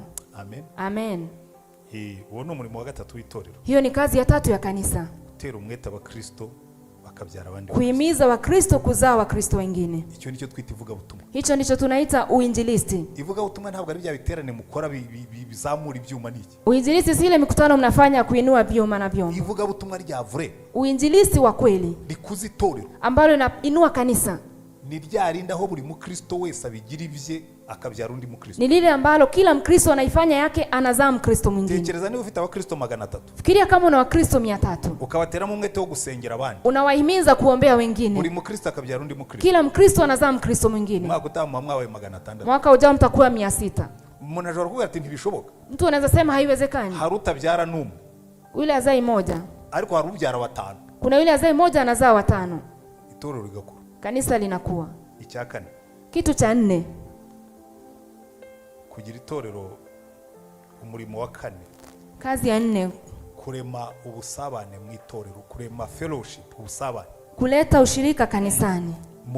mubabatize mu izina ry'Imana Data n'Umwana n'Umwuka Wera, Muwabatize kwa jina la Baba na la Mwana na la Roho bajye Mtakatifu. bumva ari umuryango umwe, Wawe wanahisi kwamba ni familia bajye moja, bumva ari inzu y'umwuka, wahisi kwamba ni nyumba ya kiroho, bajye bumva bari hamwe. wawe wanajisikia wako pamoja. Kuko buriya batubwiye ngo tubatize mu izina ry'Imana Data, Maana wangesema tubatize katika jina la Baba, ni ukuvuga ngo ni abantu bagiye kwitirirwa, ni kusema ni watu ambao wataitwa kwa bitwa bene Imana, watu wataitwa wana wa Mungu, sibyo? si ndivyo? Bitwa ba Kristo, Wataitwa Wakristo, bakitwa inzu y'umwuka kuko Umwuka Wera batuyemo. waitwe nyumba ya Roho, maana Roho Mtakatifu anaishi ndani yao. Burya kubatiza nicyo bivuga, Hivyo kubatiza inamaanisha hivyo, tukwinjije mu muryango wa Kristo, tunakuingiza kwa familia ya Kristo, tukwinjije mu muryango w'Imana Data. tunakuingiza kwa familia ya Mungu Baba. Twebwe no mu itorero nabaga muri rya Anglikani, Sisi hata kanisa la Anglican, iyo tubatije umuntu tunapobatiza mtu tumbura mu mazi, tunamweka ndani ya maji. uretse ko harimo n'abatiza mu mazi make, ariko byose byo ngiye kujyamo. Sipokuwa kuna wale wamebatiza kwa maji machache, lakini sio hiyo. Tunashyiraho ikimenyetso ku gahanga, Kuna wale tunaweka alama kwenye uso, kavuga ngo twinjije uyu muntu mu muryango unasema tumeingiza mtu huyu kwa familia w'Imana Data, ya Mungu Baba, tumushyizeho ikimenyetso tumemweka ishara kimuhamiriza ko atazagira isoni zo guhamya Kristo wabambwe, kinashuhudia kwamba hata kuwa na aibu ya kushuhudia Kristo aliyesulubiwa. yinjiye mu muryango. Ameingia kwenye familia. None se niba yinjiye mu muryango, Sasa kama ameingia kwa familia, mwiteguye kumwakira nk'umuvandimwe, mmejiandaa kumpokea kama ndugu? aho rero niho bikomeye. So icyo nacyo kiri mu byo tugomba kwigisha abakristo, Hicho nacho kiko kwa vile tunafaa kufundisha Wakristo, kumenya kwakirana nka bene Data, kujua kupokeana kama mandugu, kumenya kubona buri muntu wese musengana nka mwene so. kujua kuona kila mtu ambaye mnashiriki pamoja kama ndugu. Icyaka si imirimo ine tumaze kubona, Si ni kazi 4 tumepata? umurimo wa 5, Kazi ya 5, kwigisha abakristo kufundisha Wakristo ibyo Yesu yadutegetse. vile Yesu alituamuru. Buriya rero Hivi ibi biduhamagarira guhora dutegura inyigisho Ibi. zituma abakristo bakura. vinatuambia tuendelee kufunza mafunzo ambayo yatasababisha Wakristo wakomae. Umva abapastori muri muhana, Sikizeni wachungaji mlio hapa. buriya yewe ngira umugisha nabaye mu nzego zitandukanye z'amashuri. Mimi nina bahati kuwa katika viwango tofauti vya masomo. Nigishije muri primaire, Niliwahi fundisha primary, nigishije muri secondaire, na pia katika shule ya upili, nigishije muri university, na nimefundisha katika chuo kikuu, nigisha no mu itorero. nimefundisha pia kanisani. Buriya aho amashuri atandukanira n'itorero, Mahali kuna tofautiana kwa mashule na kanisa. amashuri agira curriculum. Shule zina curriculum. Ukabuzi ngo mu mwaka wa mbere biga ibingibi, Unajua kwa mwaka wa kwanza wanasoma haya. umwarimu agategura uburyo arangiza curriculum y'umwaka. Mwalimu anaandaa vile kwamba atamaliza curriculum ya mwaka huo. Mu wa kabiri, Wa pili, mu wa gatatu, wa tatu, bigatuma umwana azamuka, inasababisha mtoto akomae. yagera mu wa gatandatu Akifika mwaka wa 6, bagakora national exam, wanafanya mtihani wa kitaifa. bakareba ko bya bintu abizi. Wanaangalia kama anajua hivyo vitu Ariko vyote. twebwe mu itorero Lakini sisi kanisani tuhora mu bintu bimwe. tunafanya tu vitu sawa kila wakati. Niyo mpamvu wanditse urwandiko rw'Abaheburayo, Ndio maana waliandika waraka wa Waibrania. ariko nkurikije igihe mwatangiriye kwiga, Lakini nikiangalia tangu wakati mlianza kusoma, icyo ni igice cya 5, hiyo ni sura ya 5. mwagombye mwarakuze mukaba bigisha. Mlifaa kuwa umekuwa mkakuwa walimu sasa. ariko iyo mbareba lakini nikiwaangalia ntimurakura, bado hamjakomaa, muracyakeneye kuramizwa amata nk'impinja. bado unataka kupewa maziwa kama watoto wachanga. None mu gice cya 6 Sasa kwa sura ya 6 ngo noneho nimureke twigira imbere aho dutunganirizwa rwose. Sasa mwache tusonge mbele kidogo mahali tutakamilishwa kwa kweli. Tuve mu nyigisho z'ibanze, Tutoke kwa mafundisho ya kwanza, elementary, mafunzo ya kwanza.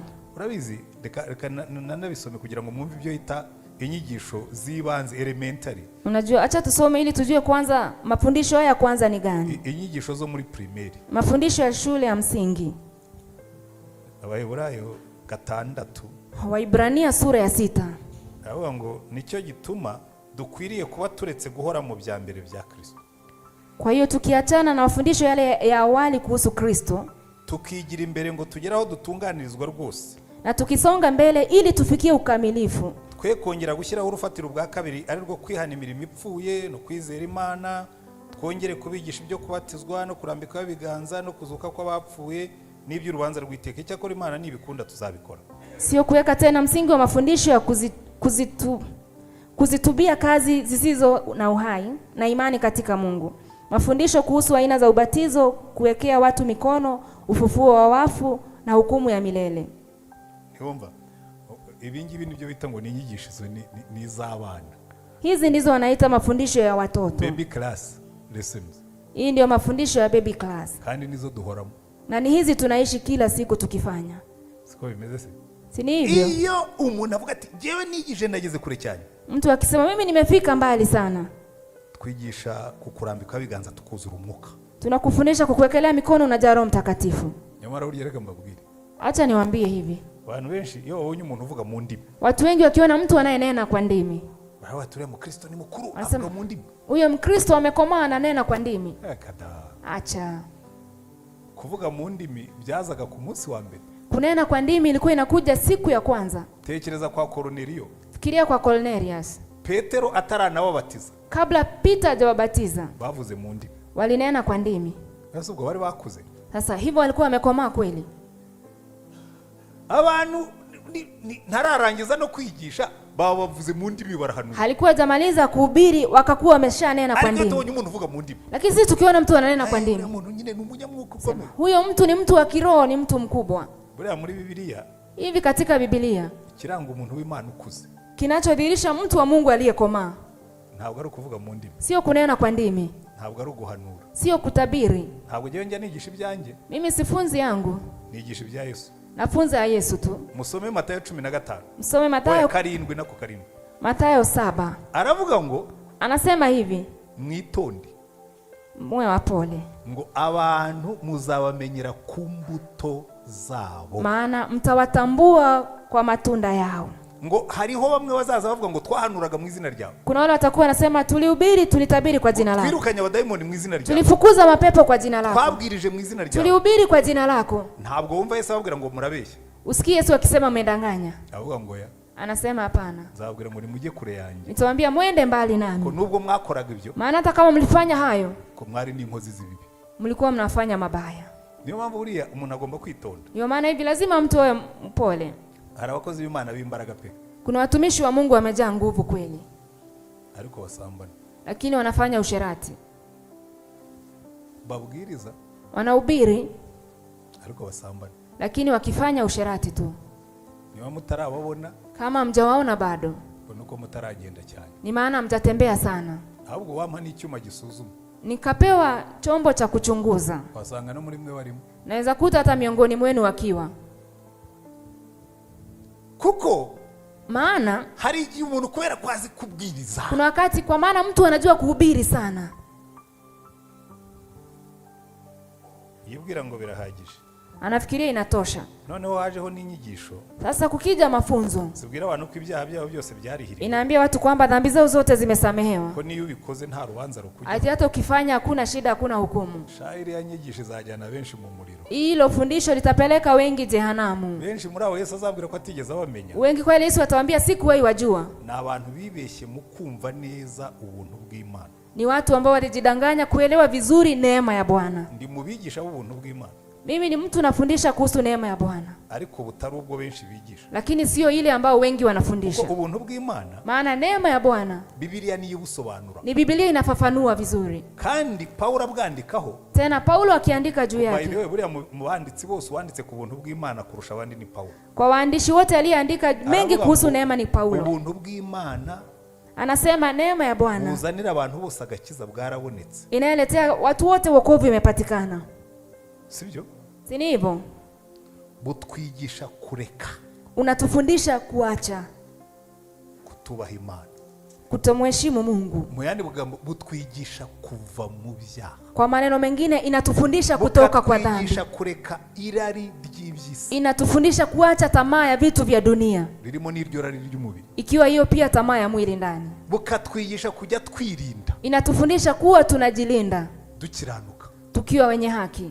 nazo bindi hariyo umuntu avuga ibintu nk'abareze bundi ubwo warabyumvise. Sasa mtu akiongea mambo unajiuliza, lakini wewe ulielewa umuntu abwira abantu ngo ibyaha wakoze n'ibyo ukora n'ibyo uzakora, kuambia mtu dhambi ambazo ulifanya, zile unafanya na zile utafanya. nawe ngiye ubuntu bw'Imana bwakavarinze ibyaha nakoze.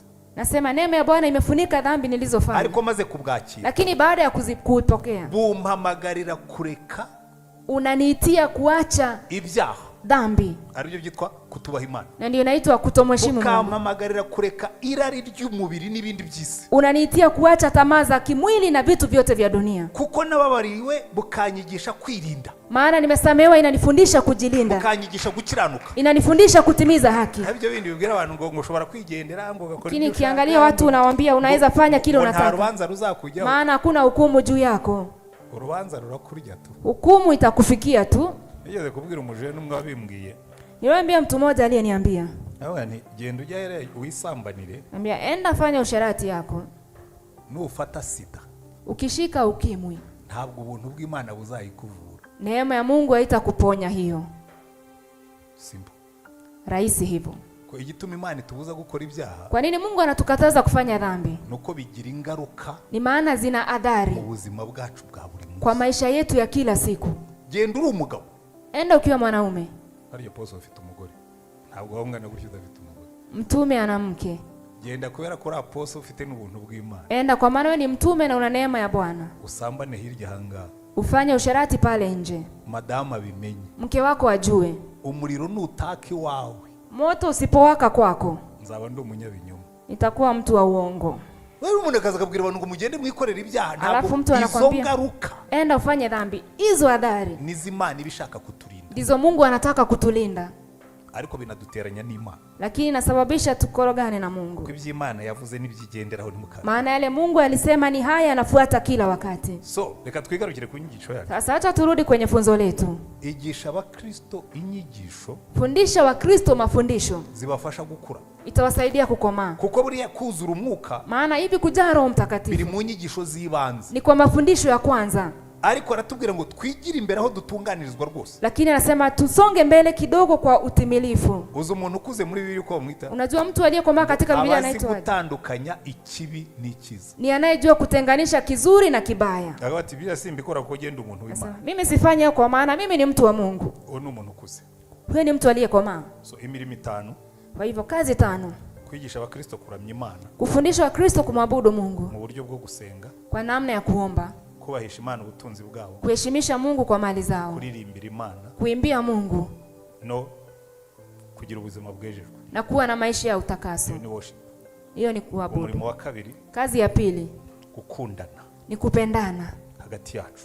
kati yetu wenyewe. Umurimo wa gatatu: Kazi ya tatu kubyara abandi bakristo, ni kuzaa Wakristo wengine, kabibigisha. unawafundisha hayo. Umurimo wa kane: Kazi ya nne kuba umuryango w'Imana. kuwa familia ya Mungu. Umurimo wa gatanu: Kazi ya tano gutegura inyigisho zuzuye kuandaa mafundisho kamilifu zivana abakristo kuri nivo imwe zitatoa Wakristo kwa kiwango kimoja, kawageza ku yindi, iwafikishe kwa ingine kawageza ku yindi, na kwa ingine pia kawageza ku yindi. inawafikisha kwa nyingine pia. Rero birasaba pastor akazi kenshi, Kwa hivyo inaomba pasta kuwa na kazi nyingi, tegura curriculum kuandaa curriculum buri mwaka. kila mwaka. Jewe buri mwaka Mimi kila mwaka nafataga iminsi 7 itangira umwaka, nilikuwa nachukua siku 7 za kwanza, nkajya kubaza Imana icyo nzigisha abakristo, naenda kuuliza Mungu nifundishe nini Wakristo, hanyuma nkafata za teme zitandukanye, alafu linachukua mada tofauti. kuvuga ngo kuva mu kwa mbere kugeza mu kwa gatatu Nasema tangu mwezi wa kwanza hadi wa 3 tuziga ibingibi, tutajifunza haya.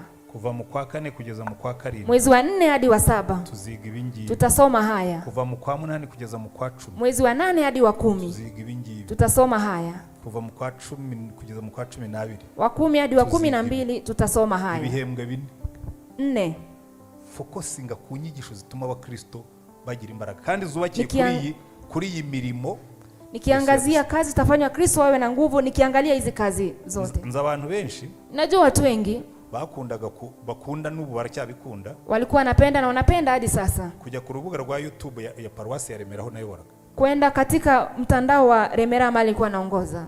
Barananyandikiraga, walikuwa wananiandikia hata ati inyigisho z'Iremera, wanasema mafundisho ya Remera zamfashije gukura, zilinisaidia kukomaa. kubera iki? Kwa nini? Nanjye naziteguraga Na mimi nilikuwa naziandaa mu gusenga, kwa kuomba, nabajije Yesu, nikiwa nimeuliza Yesu, nategura inyigisho zituma abakristo bakura, naandaa mafundisho itafanywa Kristo wakomae, ntibahore mu bintu bimwe, wasiendelee kukaa kwa vitu sawa sawa. Abapastori benshi bariyorohereza, Wachungaji wengi wanajipoteza, bagahora bagabura utuntu tw'udusukari dutuma abantu ngo aradusetsa. Ntabwo Imana yadutumye gusetsa abantu, wanafanya kazi zao rahisi kwa kupatia watu vitu vya kuwachekesha. Ntabwo Imana yadutumye kubaryohereza ngo inyigisho ze ngo ntabwo twebwe turyohereza abantu. Yesu hakututuma twende tufanye watu wafurahie vitu, yadutumye kubahindura, alitutuma kuwabadilisha. Amen. Amen. Reka nzengane ku musozo, tuendelee nikielekea kumalizia. Twabigeraho dute rero? Tutafikia hayo vipi sasa? Reka turebe muri Timoteyo wa mbere, tusome Timoteyo wa kwanza ibice 4, sura ya 4 umurongo wa 12 kugeza ku wa 16, mstari wa 12 hadi wa 16. Paulo yandikiraga Timoteyo. Paulo alikuwa anamwandikia Timotheo. Yari umuyobozi urimo gutoza undi muyobozi muto kuri we. Alikuwa kiongozi anamfundisha kiongozi mdogo kumliko. Aramubwira ati Timotheo, kamwambia Timotheo, ntihakagire uhinyura ubusore bwawe, asikuwe wa kudharau ujana wako, ahubwo ubikitegerezo cy'abizera mu byo uvuga, ku ngeso zawe no mu rukundo no kwizera no mu mutima uboneye, bali uwe kielelezo kizuri kwa waumini katika usemi, mwenendo, upendo, imani na usafi. Iriya mirimo uko ari 4 twavugaga 5, zile kazi 5 ambazo tumesema. Paulo arabwira Timotheo, Paulo anamwambia Timotheo, we icyambere ujye ubikitegererezo. Cha kwanza uwe kielelezo kizuri. Ubikitegererezo. Uwe kielelezo kizuri. Icyambere, cha kwanza mu byo uvuga, kwa usemi wako. Nubumbura kanwa, ukifungua kinywa chako, ujye uvuga ibintu bizima, useme vitu visawa. Buriya uyu murimo wa gipastori tubamo, hii kazi ya uchungaji ambao tunafanya, ubamo ibikomere byinshi. Kuna vidonda vingi. Ushobora kugira abakristo hano mu itorero, unaweza kuwa na wakristo hapa kanisani batakwemera, ambao hawakukubali. Batakwemera. Inawezekana bakakuvuga nabi, wanakusema vibaya. Ndetse bamwe muri abo, hata wengine miongoni mwao, bakaba ari no mu bayobozi wewe wanatoranije, wanakuwa ni viongozi wewe umechagua mwenyewe, bakakuvuga nabi, wanakusema vibaya, ugakomereka, unakuwa na kidonda. Waza kwigisha hano, ukikuja kufundisha hapa, ugacira umushari, unawakazia, kaza ngo ndabizi, unakuja unasema najua. Bamwe muri mwebwe, wengi miongoni mwenu, mwirirwa mumvuka, mnashinda mkinisema vibaya, mugende muvuge, mwende mseme, ariko ntacyo bizantwara, lakini itanichukua nini? Fine. Niba bakuvuga sasa, hata wakuseme vibaya. Mwari mwabona umuntu wishwe n'amagambo, mliona mtu ameuliwa na maneno mabaya kweli? Bari kibavuge, waache waseme.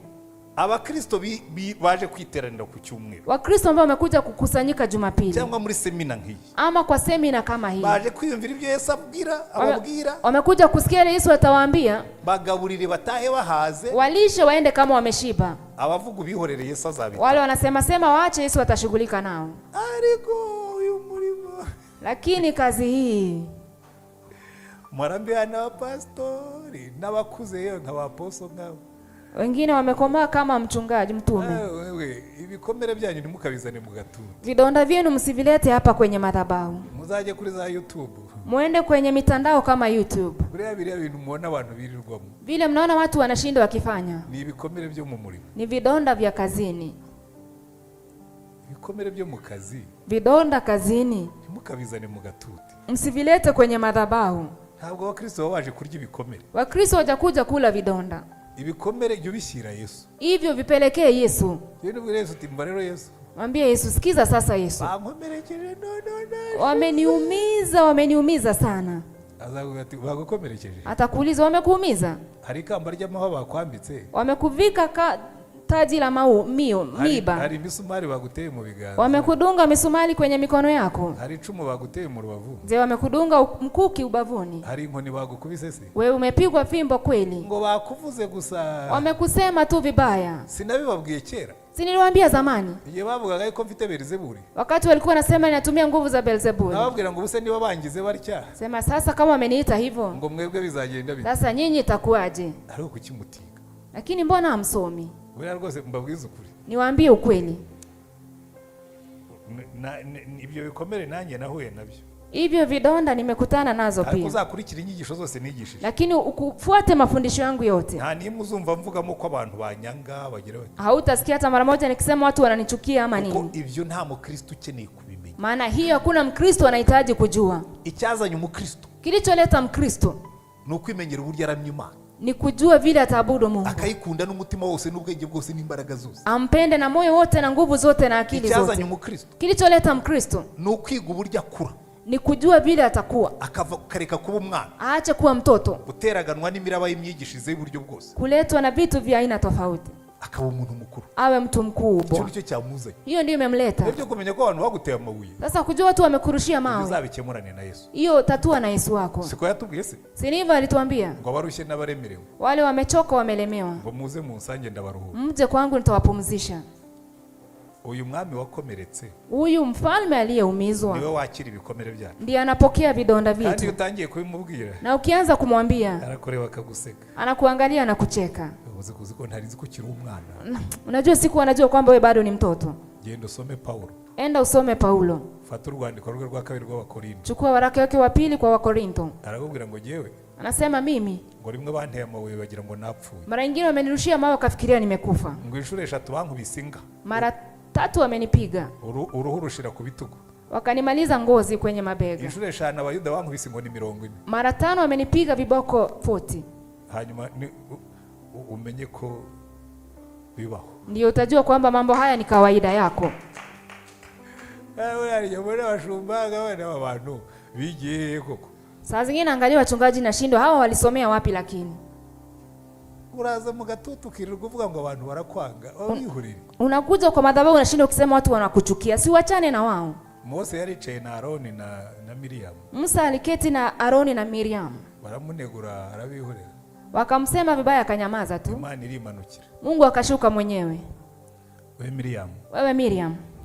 Na Aroni. Na Aaron. Na Mose. Na Musa. Muzi imbere y'ihema ry'ibonaniro. Tukutane kwenye hema la kupatania. Muratinyuka mukavuga umugaragu wanjye Musa. Nyinyi mnasema mtumishi wangu Musa. Iyo ngiye kuvugana nawe mwebwe muhamuhari. Nikienda kunena nanyi nyinyi mnakuanga. Muhamagara mwigeze mubigira mu ruhare. Nilipomuita nyinyi mlikuwa na mchango pale. Ngo Miriam ahita sesi bibimbi. Miriam akakuwa na ukoma pale. Imana izakurengera niba ariyo yaguhamagaye. Mungu atakuja kuokoe kama ni alikuita. Ntukazane ibikomere byawe. Usilete vidonda vyako kanisani. So ubikitegererezo. Kwa hivyo uwe kielelezo. Mu byuvuga.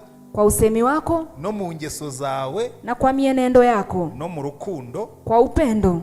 No mu kwizera. Na kwa imani.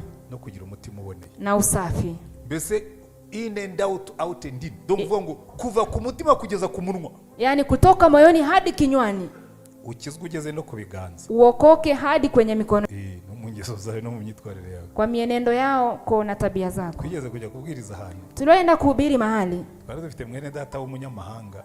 Nilikuwa na ndugu kutoka kwa mataifa. Yari yavuye muri bimwe muri bihugu bikikije u Rwanda. Alikuwa ametoka kwa nchi ambazo zinazunguka Rwanda, moja wake. Hari ukuntu abakobwa bacu bajya babeza. Kuna vile wasichana wetu wanakuanga warembo. Umugabo arabareba bamutwara umutima. Huyo mwanaume akawaangalia, moyo ikaenda. Noneho abakobwa bamucaho akabakubita ku.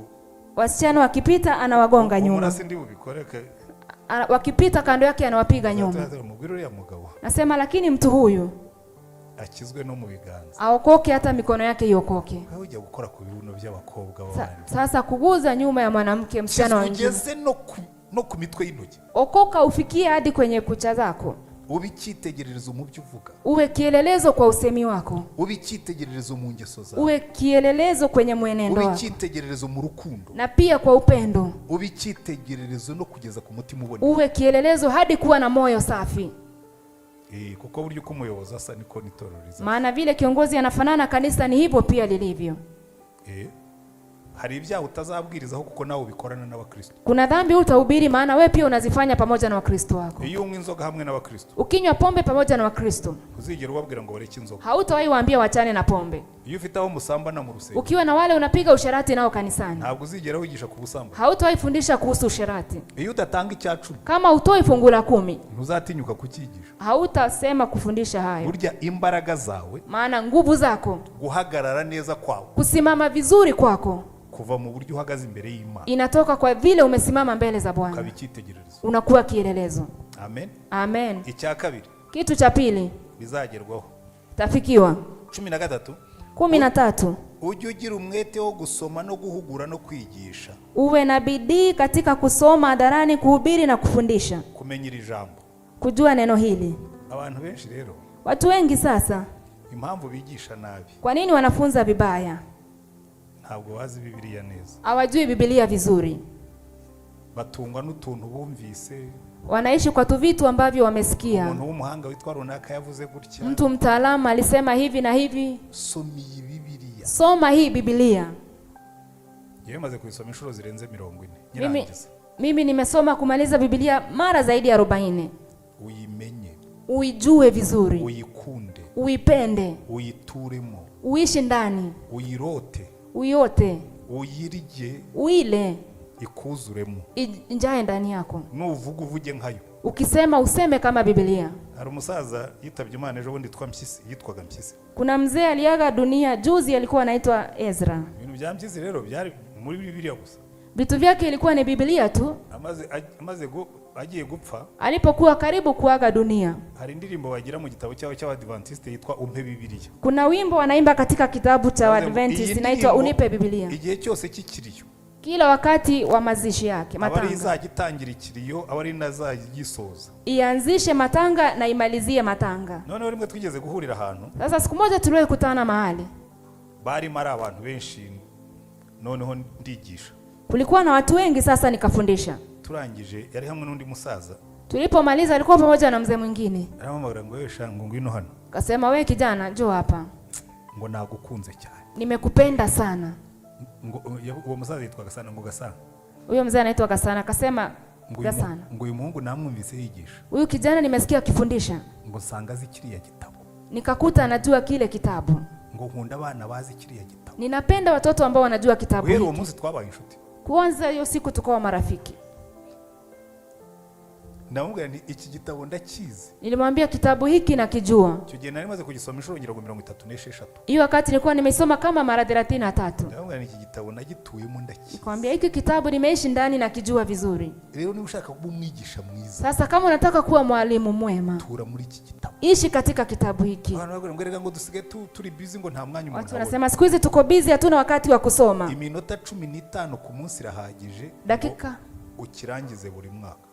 15 kila siku zinatosha kumaliza kitabu hiki kila mwaka. Ahubwo ko mutabura umwanya wo kurya umuceri n'ibirayi, kuki mubura wo kurya ijambo ry'Imana? Sasa amkosi wakati wa kula ugali na viazi, mbona mkosi wakati wa kula Biblia? Ujye ugira umwete wo gusoma no guhugura no kwigisha. Uwe na bidii katika kusoma maandiko hadharani, kuhubiri na kufundisha. Umurongo wa 14. Mstari wa 14. Ntukirengagize Imana ikurimo iyo waheshejwe n'ibyahanuwe, ubwo arambikagaho ibiganza by'abakuru. Usiache kutumia kipawa kilicho ndani yako ambacho ulipewa kwa neno la unabii wakati wazee walikuwekea mikono. Buriya rero abantu benshi bavuga umwuka wera. Watu wengi wanasema Roho Mtakatifu, ariko ntibazi kubana nawe, lakini hawajui kuishi naye. Buriya ushaka gukora umurimo w'Imana, ukitaka kufanya kazi ya Mungu, uzige gukorana n'umwuka wera. Jifunze kufanya kazi pamoja na Roho Mtakatifu. Wite ku mpano yawe, ushughulikie kipawa chako. Niba uri umwigisha wigisha, kama wewe ni mwalimu fundisha, niba uri umuririmbyi uririmba, kama wewe ni mwimbaji imba, niba uri umukozi ukora indi mirimo yari yose, kama unafanya kazi zingine zote, umenye impano yawe kandi uyizamure. Ujue kipawa chako na tena ukichochee. Ntukirengagize impano y'umwuka kurimo. Usiache kipawa kilicho ndani yako. Gukorana n'umwuka wera. Fanya kazi na Roho Mtakatifu. Umuyobozi gukorana n'umwuka wera. Kiongozi, fanya kazi na Roho Mtakatifu. Muzitegereze muri Bibiliya. Mchunguze katika Biblia. Abayobozi bose Imana yakoresheje, Viongozi wote ambao Mungu alitumia, ubanza kubashyiraho umwuka wera. unaanza kwanza kuweka Roho Mtakatifu. Inyigisho waba ukomokamo yose, Mahali popote ambapo unatoka. ndabizi hari abantu bafite inyigisho zivuga ngo birabye umwuka wera byarangiranye n'intumwa. Najua kuna watu wanasema yale ya Roho Mtakatifu yaliisha pamoja na mitume. Je, ibyo simbyemera. Mimi hao sikubaliani nayo. Ugomba kuzura umwuka. Lazima ujae Roho. Ni waranuzuye n'umwuka, Na hata kama ulijaa Roho, ugomba gushimikira gukorana n'umwuka. lazima utie bidii kufanya kazi pamoja. Abayobozi bose Imana yakoresheje, Viongozi wote ambao Mungu alitumia, ubanza kubashyiraho umwuka wera. unaanza kwanza kuweka Roho Mtakatifu. Inyigisho waba ukomokamo yose, Mahali popote ambapo unatoka. ndabizi hari abantu bafite inyigisho zivuga ngo birabye umwuka wera byarangiranye n'intumwa. Najua kuna watu wanasema yale ya Roho Mtakatifu yaliisha pamoja na mitume. Je, ibyo simbyemera. Mimi hao sikubaliani nayo. Ugomba kuzura umwuka. Lazima ujae Roho. Ni waranuzuye n'umwuka, Na hata kama ulijaa Roho, ugomba gushimikira gukorana n'umwuka. lazima utie bidii kufanya kazi pamoja na Roho. Mbwira ngo ariko imigani itari y'Imana n'abakecuru ntukayemere, ahubwo witoze kubaha Imana. Inasema usijishughulishe kamwe na hadithi za kipagani na masimulizi ya uongo ya wanawake wazee. Icyo ni mu kigiri cya 4. Hicho mkifanya cha 4. Witoze kubaha Imana. Jizoeze kuwa mtaua. By the way, iki ngiki ni nacyo gikomeye kuruta ibindi byose. Hiki ndicho hata kikuu kuliko vingine vyote. Nyamwira abantu nushaka kureka ibyaha, Wanaambia watu ukitaka kuacha dhambi, uzitoze kugendana na Yesu. ujifundishe kutembea na Yesu. Ariko rero hari ikintu maze kubona. Lakini kuna kitu nimetambua. Burya ibintu byoroshye Vitu rahisi bigora abantu kubyumva. inasumbua watu kuelewa. Mfite abantu benshi, Na watu wengi we pastor, nananiwe kuva mu byaha. anasema, mchungaji, mbona nimeshindwa kuachana na dhambi? Narihannye ariko hari icyaha cyananiye kukireka. Nilitubu lakini kuna dhambi imenishinda kuacha. Hari ibanga rimwe. Namwambia kuna siri moja. Ujye witoza kubaha Imana. Jizoeze kuwa mtaua. Witoze kubaha Imana. Ujizoeze kuwa mtaua. Kubera iki? Kwa nini? Iyo wubaha Imana, Unapomheshimu Mungu, hari ibintu udakora. kuna vitu ufanye. Icya mbere urabanza ukamenya Imana, Cha kwanza unamjua Mungu, icya kabiri cha pili ukayubaha. unamheshimu. Ukayubaha kuko uyizi. Unamheshimu maana unamjua.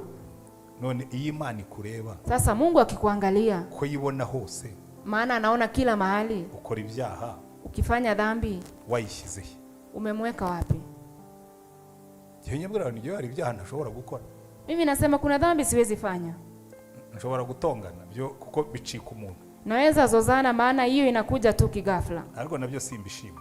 Lakini hiyo pia sipendi. Ntimugire ngo ndabishima. Usifikirie naipenda. Ariko nzi ko bishobora kuncika nkabikora. Lakini najua inaweza nipita nikute Nshobora no nimefanya. gutongana abantu bandeba. Naweza hata sozana watu wakiniangalia. Ariko hari ibyaha ntakora abantu bandeba. Lakini kuna dhambi siwezi fanya watu wakiniangalia. Reka mbaho urugero. Acha niwape mfano. Uyu mudamu Mke kama huyu ko ahagaze hano imbere, amesimama hapa ubu mbele. natangira kumubwira amagambo y'ubusambanyi mundeba. Naweza anza kumwambia maneno ya usharati mkiniangalia kweli? Byakundara? Itawezekana? We byagukundira? Wewe unaweza Abantu hayo? bakureba. Watu wakikuangalia. Hano hari abantu bafite amatelefone yabo. Hapa kuna watu wana simu zao. Ubu nshobora kugira gutya nkashikuza telefone y'umuntu. Naweza funga hivi nichukue simu ya Hari mtu. umuntu ndeba. Kama mtu ananiangalia. Buriya hariho ibyaha utagombye gukora. Hivi kuna dhambi ambazo ustahili kufanya. Bipfa urupfu naturel. Inakufa kifo cha kawaida. Iyo uzi kubaha Imana. Kama unajua kumheshimu Mungu. Kabura nako je ibyo bintu muri kuvuga ndumva ntabishobora. Vitu hivi ambavyo nasema nasikia mimi siwezi. Ushobora kubeshyera umuntu inshuti y'ikuri iruhande. Unaweza kudanganyishia mtu rafiki yake akiwa kando yako? Byagukundira? Itawezekana? None se iyo ubeshye umwana w'Imana ikumva, Sasa ukidanganyishia mtoto wa Mungu akikusikia, urayibwira ngo ifunge amatwi. unamwambia afunge masikio. Rero buri ikintu kizatuma dukora umurimo w'Imana neza. Sasa kitu kitasababisha tufanye kazi ya Mungu vizuri Kwitoza kubaha Imana. ni kujizoeza kuwa watu wataua. Ibi bintu bine rero iyo bifatanije, Hivi vitu vinne sasa vikija pamoja, bivamo umuyobozi ukora umurimo, inatoka kiongozi ambaye anafanya kazi ibintu byose bikagenda neza. na kila kitu kinakuwa sawa sawa. Ikandangirize kuri iki ngiki, Acha nimalizie kwa hiki. cyo ndagishingira ku rwandiko Paulo yandikiye Tito. Tukiangalia waraka wa Paulo kwa Tito. Ushaka kuyobora itorero neza, Ukitaka kuongoza kanisa vizuri, ujye ubanza usesengura aho ukorera. uanze uangalie mahali unafanyia kazi.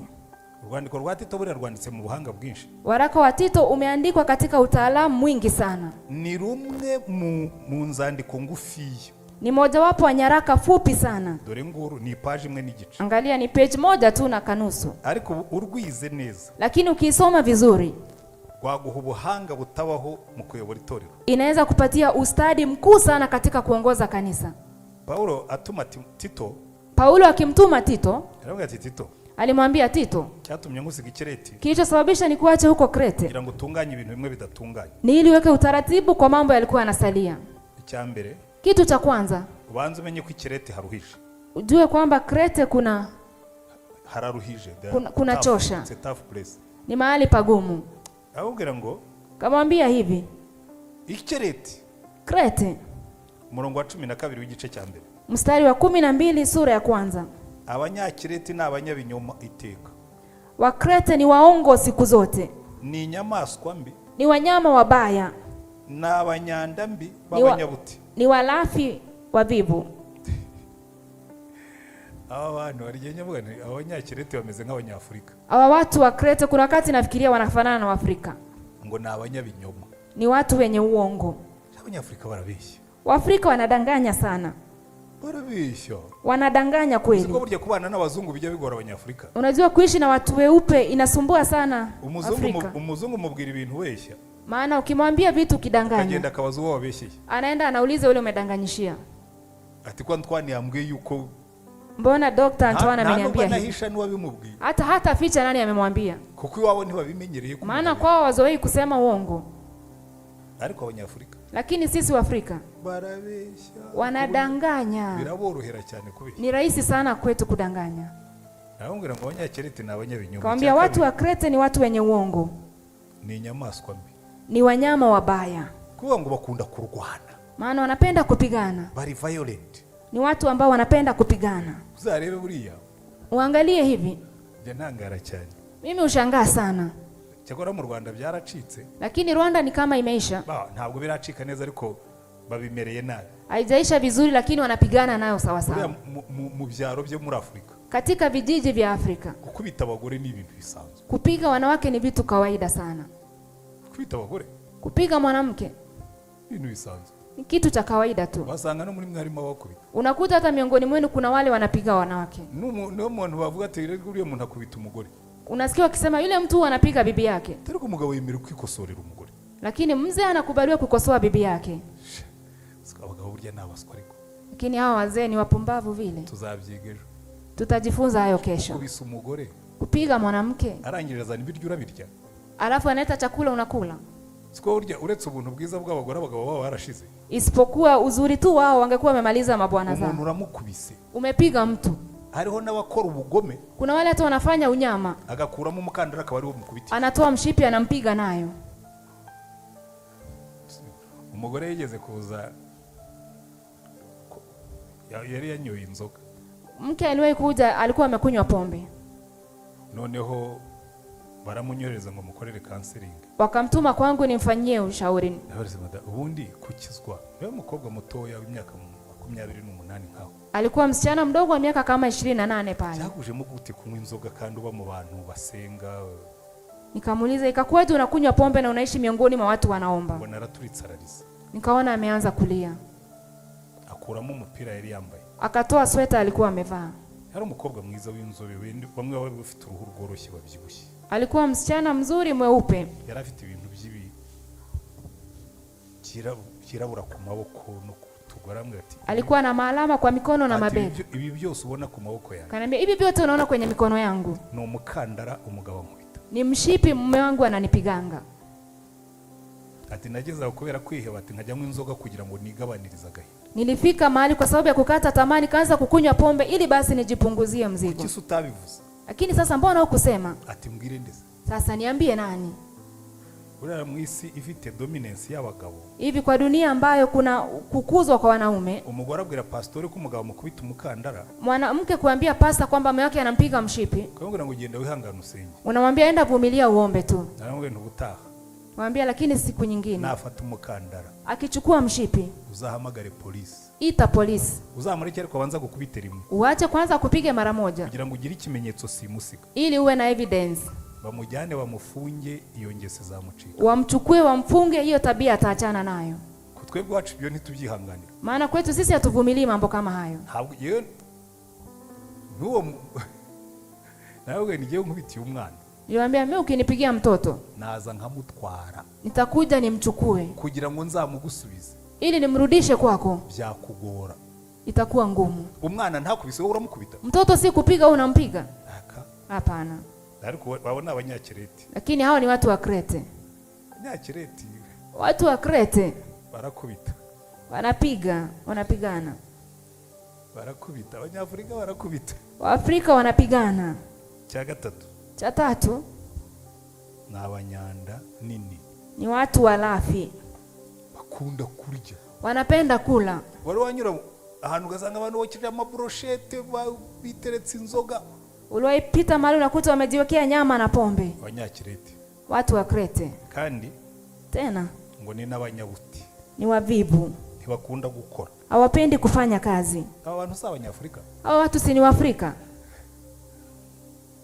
Niba mutaona Nairobi. Kama si Nairobi. Je, ndabona i Kigali. Mimi nawaona Nairobi.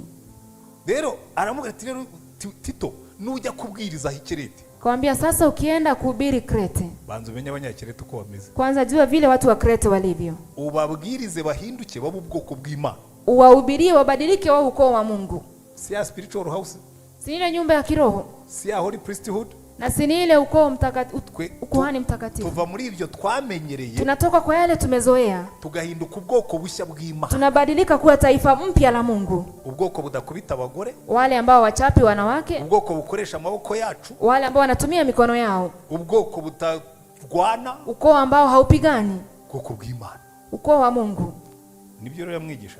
Ni hivi alikuwa anamfundisha. Hicho ni cha mbere kumenya ukorera. Hicho ni cha kwanza, kujua yule unayemtumikia. Icya kabiri. Kitu cha pili, gutoranya neza abayobozi uzakorana nabo. Kuchagua vizuri viongozi utakaotumika nao. Aramubwira ati Tito. Kasema Tito. Ubw'Ikireti hameze hatyo. Maana Krete pako hivyo. Toranya abantu b'abagabo. Chagua watu wanaume. Number 1. Cha kwanza, batari abasambanyi, umugabo w'umugore umwe. Wale ambao si washerati, mume wa mke mmoja. Batari humugayo. Wale ambao hawana lawama. Batari nkubaganyi cyangwa ibigande wo n'umurongo wa 6. Mstari wa 6. Batari abanywi b'inzoga. Wale ambao hawanywi pombe. Bikubwira ngo toranya abayobozi. Maana chagua bazagufasha mukagira imbaraga. Watu ambao watakusaidia muwe na nguvu. Amen. Amen. Hanyuma icya gatatu. Alafu kitu cha tatu, ubategurira inyigisho. Uandalie mafundisho.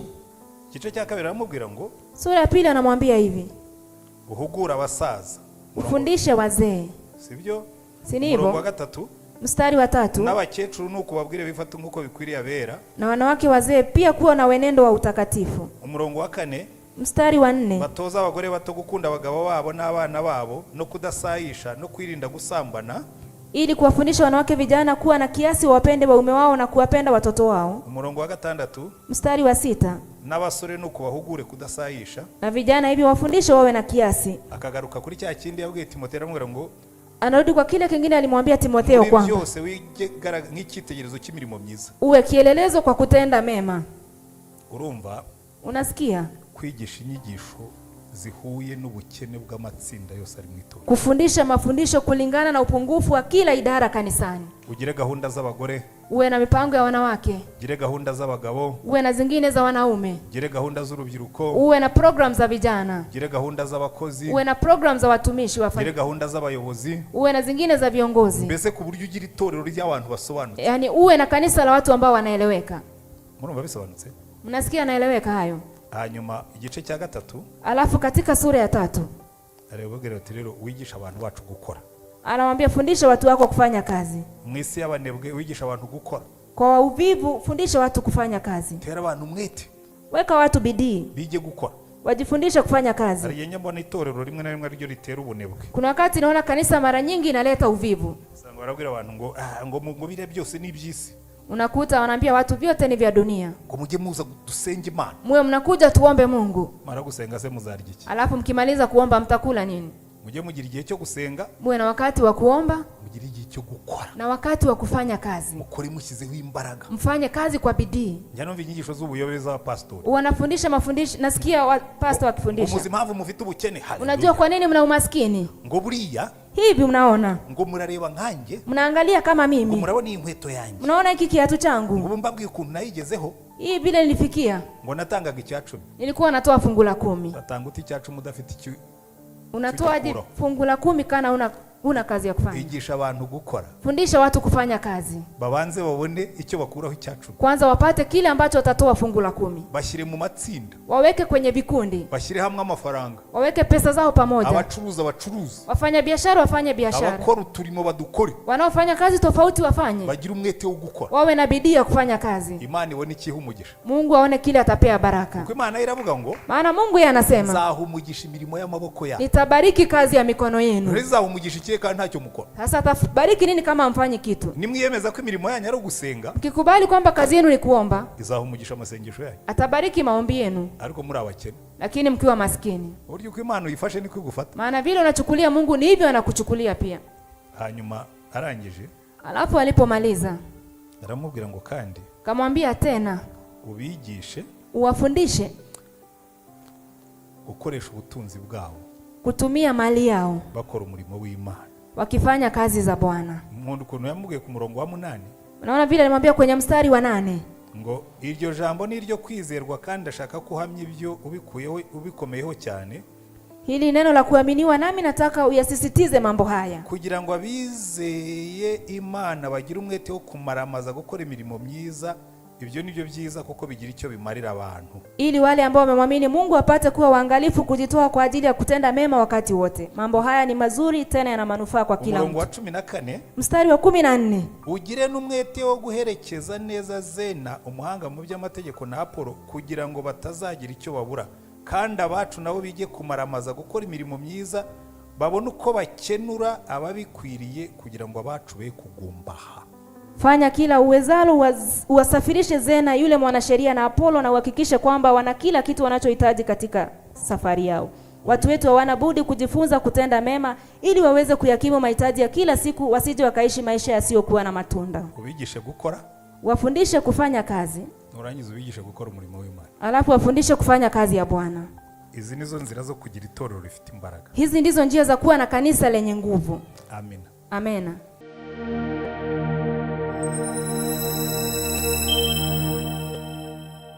Balance life. Enjoy everyday life.